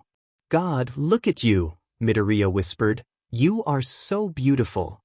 He ran his hands over the top of Kirishima's waistband. You can if you want, Kirishima whispered, and as soon as his pants were off, Bakugo burst out laughing. What is with you two and you 7-year-old boy boxers? He asked, still trying to stifle his laughter. Hey, nothing is wrong with my shark boxers. And I bet you $5 that Izuku is wearing dinosaur ones right now. That sounds like a waste of my $5. Bakugo chuckled back. Excuse you too, I am not in dinosaur boxers for once, Midoriya interrupted. There's no proof of that, Kirishima retorted. $5 if I'm not in dinosaur boxers? Sure, why the hell not? Izuku, Bakugo mumbled in a deep tone, already seeing where this was going and trying to warn him.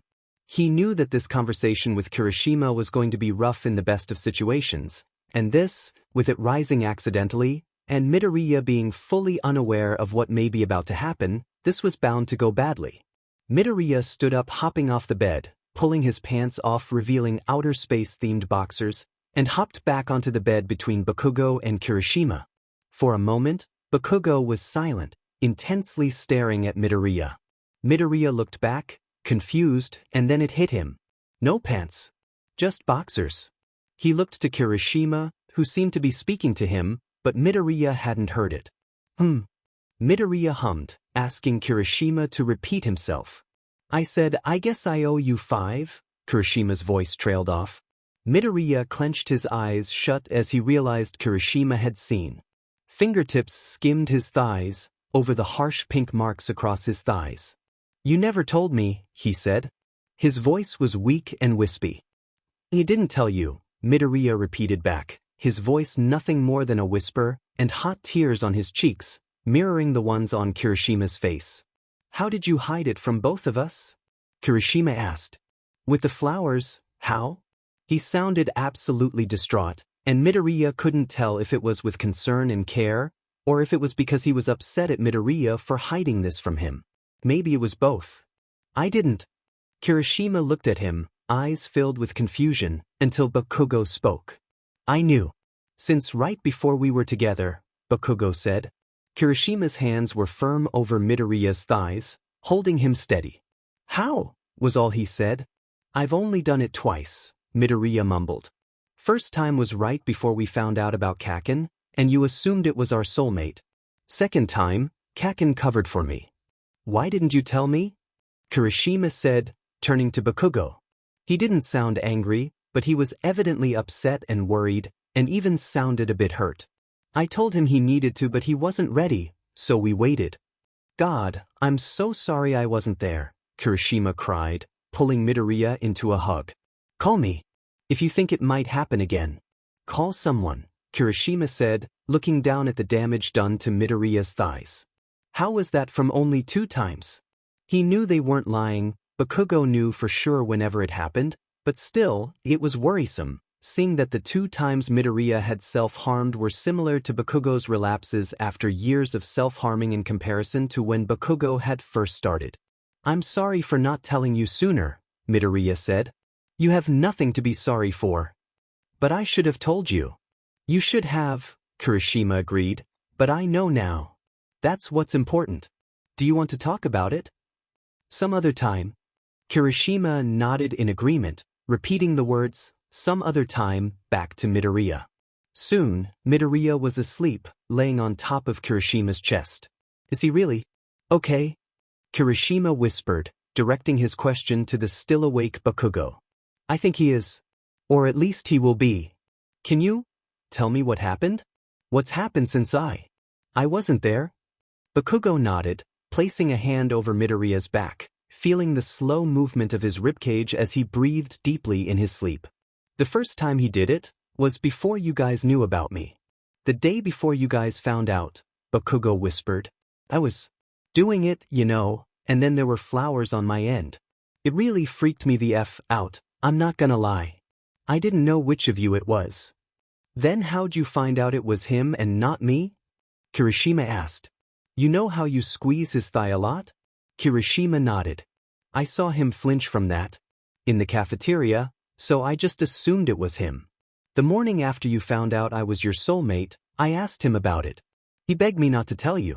I made sure to take care of him, and I told myself if it happened again, I would tell you. But it's happened twice. Meaning you didn't, Kirishima said back, his tone quite matter-of-fact. I didn't, Bakugo repeated. The second time, I woke up to the flowers and went straight to his house to check on him. He was scared as any hell about what you'd think or say. I think he may have been scared for you too. Since I've done it and he's done it, I bet he was scared of you self-harming. He was in such a fragile state, I couldn't say no when he asked me not to tell. Bakugo paused, turning over on his side to face both Midoriya and Kirishima more. He shifted his hand across Midoriya's back, and instead placed it halfway over Kirishima's hand, also resting on Midoriya. Since then, I've been telling him he needed to talk to you about it, but I wasn't going to go tell you without him knowing or being okay with it. Thank you, was all Kirishima said.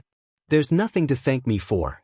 If anything, you should be mad that I hid it from you, Bakugo said back, trying to keep his voice quiet enough that Midoriya wouldn't wake up. Kirishima ignored Bakugo's statement and just kept talking. Thank you for being there for him. And taking care of him. I don't think I could stand to imagine if both of you had to go through that alone. It's hard enough, seeing you hurt and knowing you had next to no one for so long.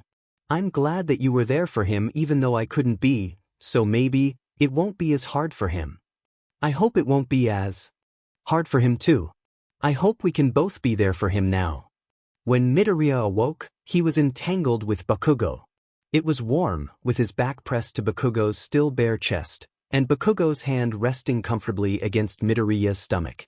Bakugo's knee laid between Midoriya's thighs, and he could feel the slow rise and fall of Bakugo's chest.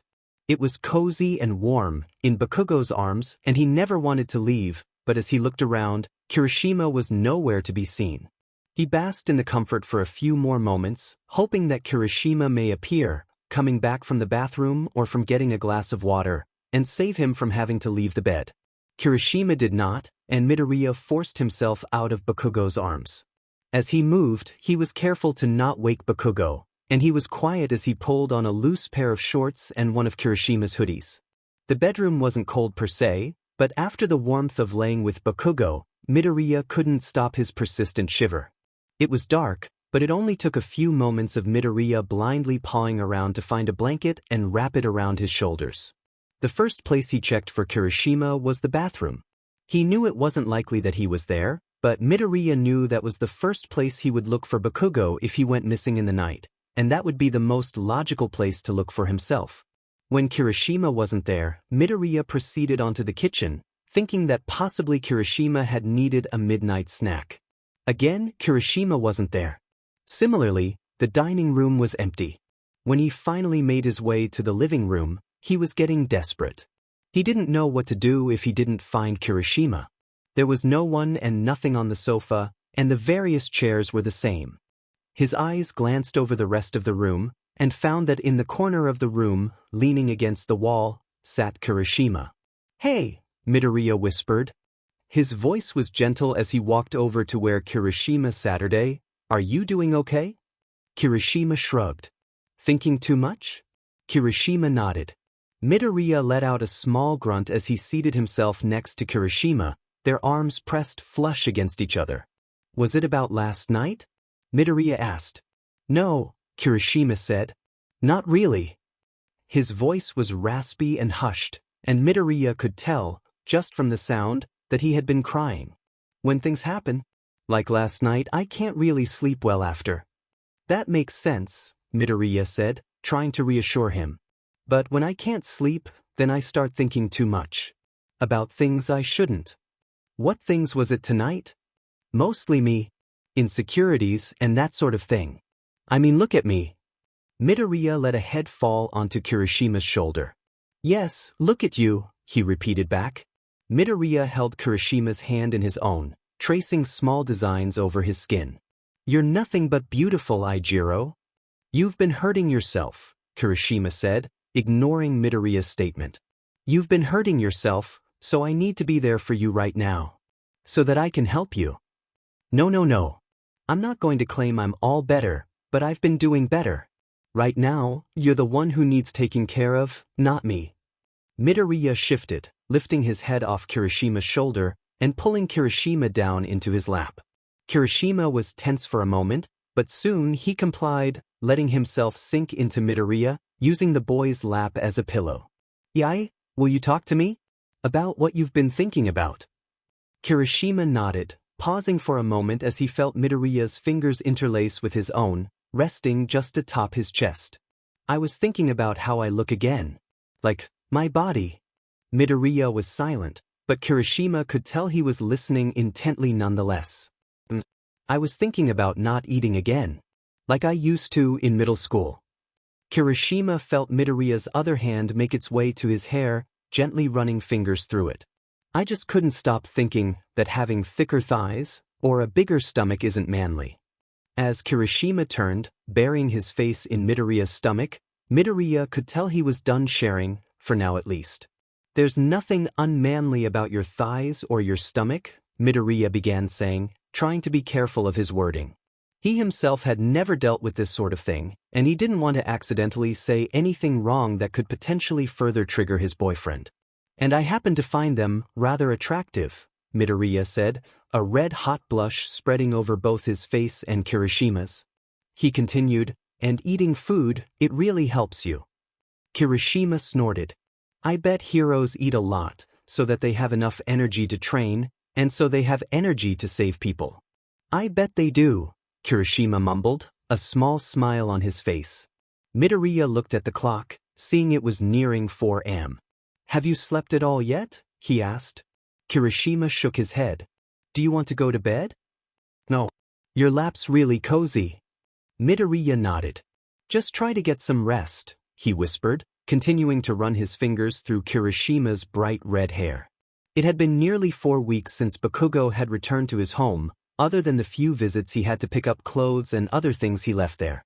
By now, it was nearly as if more of his stuff was at Kirishima or Midoriya's house than was at his own. He missed his room sometimes, and even occasionally his dad too, but overall, he was much happier getting to stay with Midoriya and Kirishima. It made him glad his parents had never gotten him a cat or dog like he had begged for years as a child, because he knew that leaving would not be nearly as easy if he had something so important to leave behind. Given how long it had been, he started thinking that maybe he should call his father. It's not like he had done anything so blatantly wrong as his mother had, he had just been oblivious to certain things a parent should do for their children. He knew his relationship with his mother was doomed and likely unfixable, but with his father he thought he might still have a chance. Masaru had reached out to him once or twice to make sure he was doing okay, but Bakugo's answers had been short, curt, and as vague as possible. This specific night, he was staying with Kirishima. Kirishima had stayed inside to work out in preparation for some upcoming endurance tests at school, but Bakugo had gone outside instead, to sit on the porch and enjoy the nice weather. It was a spur-of-the-moment decision when he grabbed his phone out of his pocket and began dialing one of the first phone numbers he'd ever learned.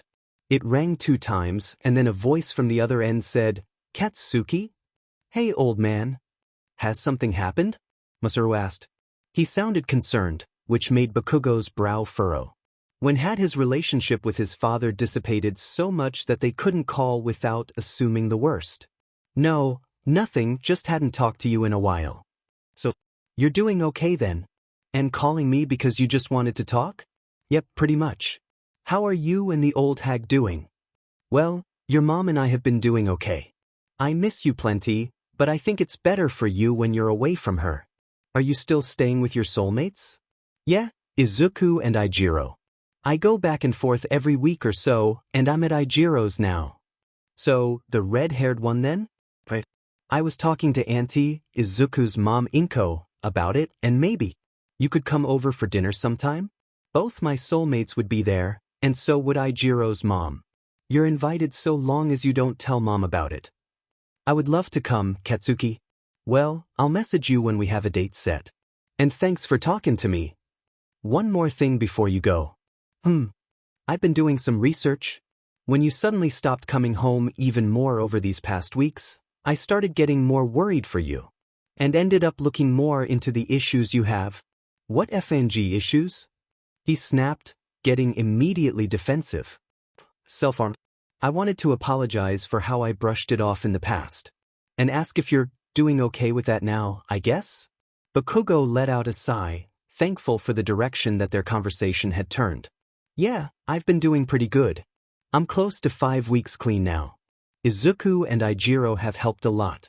And so has this one teacher of mine. It was uncomfortable talking to his father about it, given he found it uncomfortable talking to anyone about such vulnerable topics, but he was thankful for his father's seeming change of heart. I'm glad you're getting better.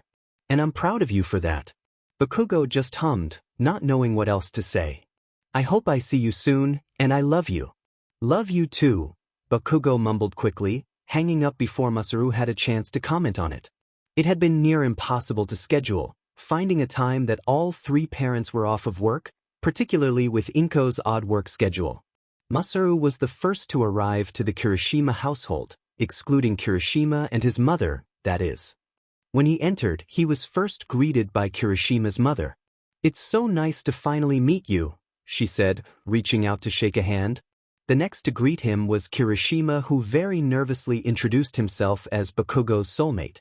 "Katsuki and Izuku should be here soon," he tried saying, but was then interrupted by the doorbell.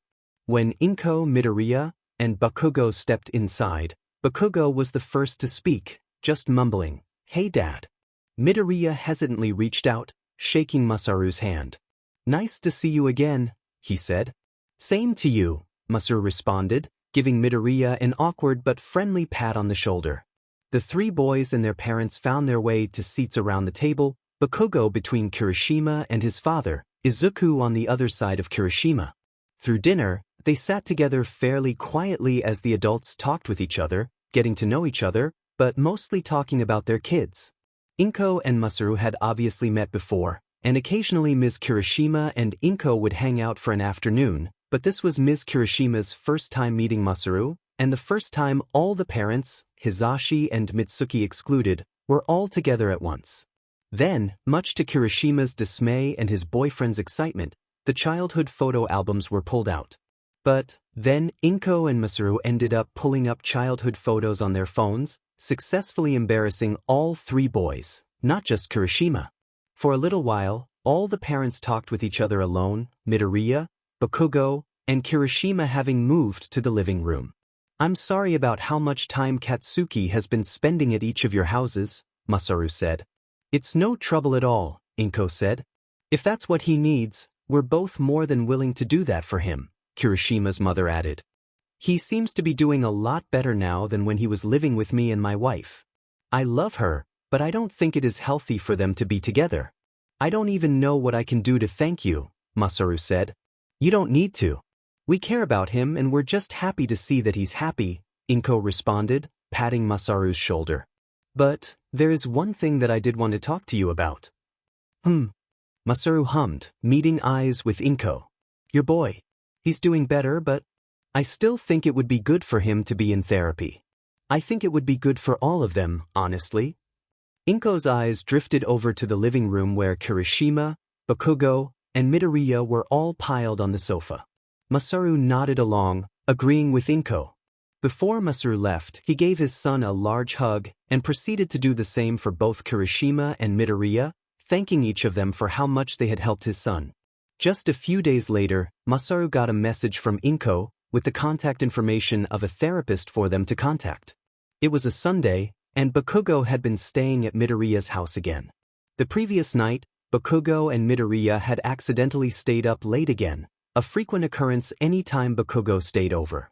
They had gotten distracted, talking together for hours about anything and everything, from random memories they had, to movies they watched and books they read, to how many ants would it take to weigh a full pound, courtesy of delirious Bakugo. Having gone to bed so late, they slept nearly until noon. Bakugo was the first to awake, and found himself pressed flush against Midoriya's torso, Midoriya's arms wrapped tight around him. Midoriya's breath was soft, tickling the back of his neck. He felt an arm shift beneath him, as Midoriya let out a small groan, beginning to awake. Just minutes after Midoriya awoke, a knock came from his bedroom door, startling both Bakugo and Midoriya, as they knew Inko had already left for work, and she was supposed to be the only other person in the house. "Why the f is someone else here?" Bakugo said, but he was interrupted by the door opening. "Looks like you two stayed up too late," Kirishima said with a laugh. "It's already noon and you're both still in bed. How'd you get in?" "My mom left hours ago," Midoriya said, pulling himself to a halfway sitting position. "Well, you need to start locking your front door," Kirishima responded, walking the rest of the way into Midoriya's room. "What's in the bag?" Bakugo asked, glancing down at the plastic drugstore bag, swinging back and forth in Kirishima's hand. "Hair dye," he said excitedly. "For your hair?" Or ours? Izuku asked curiously. I need to re-dye my roots, but they'll be extra if you want. An hour later, after Midoriya and Katsuki had eaten, the three boys found themselves on the floor of the bathroom. No one spoke of the other times all three boys sat on the floor of a bathroom, but they were all thinking of it. They were all glad the present was not a repeat of the past. Did you want to dye your hair at all? Kirishima asked, directing his words at Midoriya. It was hard for Midoriya not to laugh, with Kirishima having a plastic bag tied over his head, letting the bleach set. Maybe. Could we just do a small piece? He asked in response. Sure. We'll just need a bit of foil. You want 2 cats? He just shrugged, mumbling out, fine. Kirishima quickly ran out of the bathroom, and his step could not have had any more pep. 3 minutes later, he returned, holding a roll of tinfoil. Izuku, sit, Kirishima said, patting the floor in front of him as he too found a seat on the ground. Where do you want it?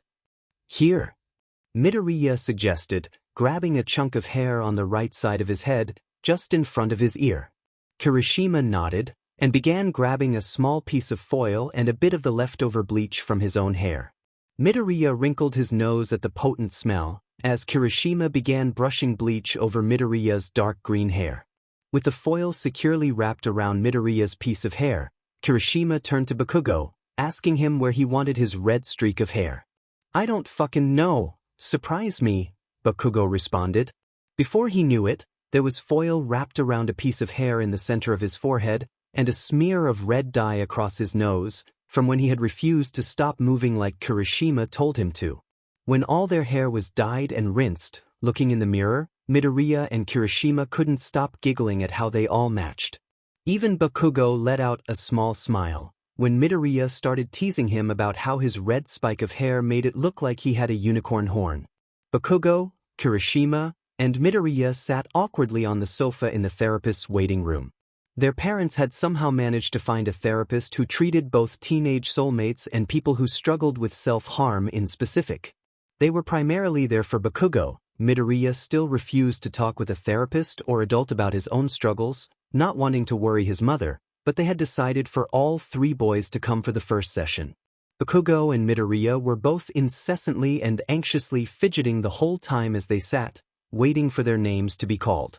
When they were called into the therapist's room, there was no way to describe it other than comfortably basic. The walls were a warm off-white, some Hobby Lobby-looking art on the walls, and there were plenty of different seats to choose from, each adorned with colorful pillows. For Bakugo, it was strange to have to be so open with someone he had never met before, and he was definitely glad to have Midoriya and Kirishima there with him. He was thankful for Kirishima's hands sliding over and settling atop his own, when the therapist began to ask him about his history of self-harm, and his hands began to tremble. They primarily talked about Bakugo's self-harm, as was expected and necessary due to the potentially dangerous nature, but they somehow also found themselves talking about Kirishima's self-image issues and Midoriya's anxiety too. The session seemed to pass quicker than all of them had expected. When they walked out of the room, they were all surprised to see Masaru waiting outside for them. I already scheduled another appointment for the same time next week, he said. How did it go? Fine. It was mostly just us, explaining stuff, since it's the first session, I guess, Bakugo responded. I'm proud of you, kid. We are too, Midoriya added. Whatever, Bakugo grumbled, turning away to hide the slight blush across his cheeks. Masaru gave a gentle ruffle of Bakugo's hair, then stepped into the driver's seat of his car. Now, how about some ice cream before I take you guys home? I still sometimes don't get it, Kirishima whispered. Don't get what? Midoriya responded. Bakugo was back at his house for the moment, having wanted to visit his father, and Kirishima and Midoriya had decided that they wanted to spend some time with each other, and Midoriya hadn't wanted to have to make his own dinner, so they were staying together at Kirishima's house. Why you didn't tell me? Kirishima mumbled. About, this? Midoriya gestured to his thighs, seeing that that's where Kirishima seemed to be staring. Kirishima nodded. He understood in some ways how it must have been scary for Midoriya, but at the same time he was upset that Midoriya never felt safe enough to come to him. Hell, he didn't even find out because he had been told. He found out because Midoriya forgot he had scars when he was wearing only boxers in front of Kirishima. Yeah, it's about that. It's a bit hard to explain cause, Midoriya paused, I'm not sure even I know all of why I didn't. There was a moment of silence as Midoriya thought to himself. Kaken has self-harmed, Midoriya began saying, and so have I. I guess I thought if you knew I did it, after Kaken did it for so long, you would end up doing it too. That's what cats thought too. I want you to know, I wouldn't ever do that, Kirishima responded. I know, just, the illogical side of my brain won't stop saying what if you did, just, I wouldn't be able to forgive myself. I don't know if I could take it, and I know Kaken definitely couldn't. He already blames himself so much for me doing this. He was breathing heavily as he began hyperventilating, frantically wiping the tears from his face, just trying to make them stop. Aizu, it's okay, Kirishima repeated, holding Midoriya's hand tight until he calmed down. I didn't want you to ever have to find out. I just did it impulsively twice, but they scarred a lot, I guess. There's not much hiding this mess. Midoriya looked down at his own legs, overcome with an overwhelming feeling of regret. Hey no. Part of you is a mess, except for maybe your hair, Kirishima said, lifting a hand up to ruffle Midoriya's hair.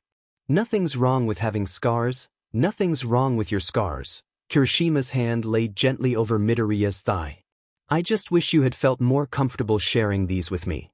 God, I hate having these scars, Midoriya mumbled. I can't even look at my own legs without feeling horrible about all this. Actually doing it, hiding it from you, and when Kaken had to come take care of me. He took care of you because he cares about you, Aizu. Look at me. Kirishima tilted Midoriya's face up towards him. Nothing is wrong with your scars. I'm not gonna say they're beautiful or any of that bullcrap, but they're not ugly either. They're just a part of you, and I love all of you, scars or no scars. Midoriya nodded to Kirishima, mumbling out a thank you. I know you don't judge my scars, but what if I really don't want them? Then that's okay too. I have some scar cream I use for training injuries if you wanted to try using that. I don't know if it will get rid of them fully. Kirishima glanced down to the deep pink scars. It definitely won't get rid of all of them. But maybe it'll help you be more comfortable with yourself. Midoriya nodded again. Kirishima got up, went to his bathroom, and returned 2 minutes later, holding a bottle of scar cream. You can keep this if you want, Kirishima said, placing the bottle of cream right in front of Midoriya and then sitting back down right next to him. Do I just put some on and leave it? Midoriya asked, holding the bottle in front of his face and reading the label. It worked better for me when I massaged it in. Do you want me to show you?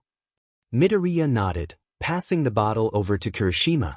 There was a moment of silence, as Kirishima held a glob of the cream in between his hands, waiting for it to warm up before he applied it to Midoriya's thighs.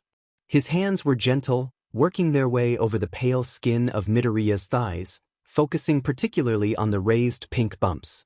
He was careful as he massaged into Midoriya's thighs, and Midoriya let out a sigh with the comforting warmth of his boyfriend's hands.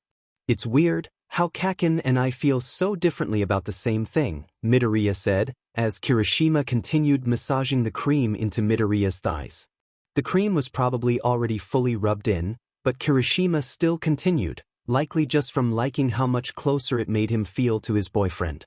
What do you mean by that? Kirishima asked. About the scars. I hate mine, but Kaken he can't stand the thought of not having his. He gets real freaked out whenever his start fading. It's also why he always refuses to get healed by Recovery Girl. I guess everyone does react differently. Kirishima placed a quick kiss on Midoriya's forehead and stood up from the bed. You should put some pants on sometime soon, he said. I don't know how my mom would feel if you showed up to dinner in your boxers. Midoriya's face was overcome with blush as he quickly pulled on the nearest pair of pants that he saw. Bakugo was spending the week at Kirishima's, and it was getting close to time to go to bed. Jiro, Bakugo whispered, can you finish telling that story? Bakugo and Kirishima laid in bed together, facing each other, legs entangled and faces so close they could feel each other's breath. Which story, Corito? Kirishima whispered back. The one from before we were together, when we called in the middle of the night, and then again at the park with Zuku. Are you feeling okay? It gets a lot darker from where we left off, and I don't want it to affect you or anything. Yeah, I am. I just want to know what happens. Bakugo scooted closer to Kirishima, wrapping his arms around Kirishima's torso and pressing his face into his boyfriend's chest. So, we're starting right after Abe died, I'm pretty sure. Bakugo nodded in agreement. All the time he spent so utterly alone, everyone he ever cared about dead and buried, Raymond couldn't stop thinking. When he returned to the cabin, he immediately headed straight for where they stored their hunting supplies, grabbing the rifle and 2 bullets. First, he found Edmund. Before he even had a chance to say anything about what he had done to Abe, he was on the ground, dead. Raymond still had the respect to bury his own father, but he sure as hell wasn't going to let anyone remember his name. Soon after the dirt had been patted down and the blank stone marker had been placed, Ray too laid on the ground, over his father's grave, rifle fallen beside him, and blood seeping into the dirt. Holy shit, was it originally planned to be that dark? Bakugo asked, pulling himself up to a half-sitting position. Pretty much, but it's not quite over yet, cats. Lay back down. When Raymond finished telling the story of his life, yet also the story of his death, Mer had tears running down their face. I'm ready to play now, if you are, Ray whispered, lifting the violin off the floor. Mer nodded, sitting at the piano, and played the first note. When Raymond joined in, playing the bittersweet notes on his violin, it felt as though there was a montage playing before them. A montage of all the time they had spent together, yet also a montage of Raymond's whole life. People say that as you are dying your life flashes before your eyes, but in the moments before Raymond's death, he saw nothing. Now though, he saw everything. He saw himself, sitting with Bessie and Abe as his mother and grandmother played their duet. He saw himself learning the violin, and practicing whenever he could with Harriet. He saw Bessie and Abe listening intently to his own stories just before their bedtime. He saw himself taking beatings from Edmund so his siblings wouldn't have to. He saw Harriet taking her last breaths, and then Bessie taking hers too. He saw his own hands, blistered and bleeding, sitting on the ground just in front of 2 new mounds of dirt, each marked with a gravestone. He saw Abe, sobbing each and every night, missing the mother he never had, missing his grandmother and sister, praying he had any other father than the one he was stuck with. He saw Abe's bloodied, bruised body limp on the forest floor, still living, yet with no will left to live. He saw the life leave his little brother's eyes. He saw his father's body, his father's blood covering his hands, and then, finally, he saw his own body, just as lifeless as the rest of them. There was a bright,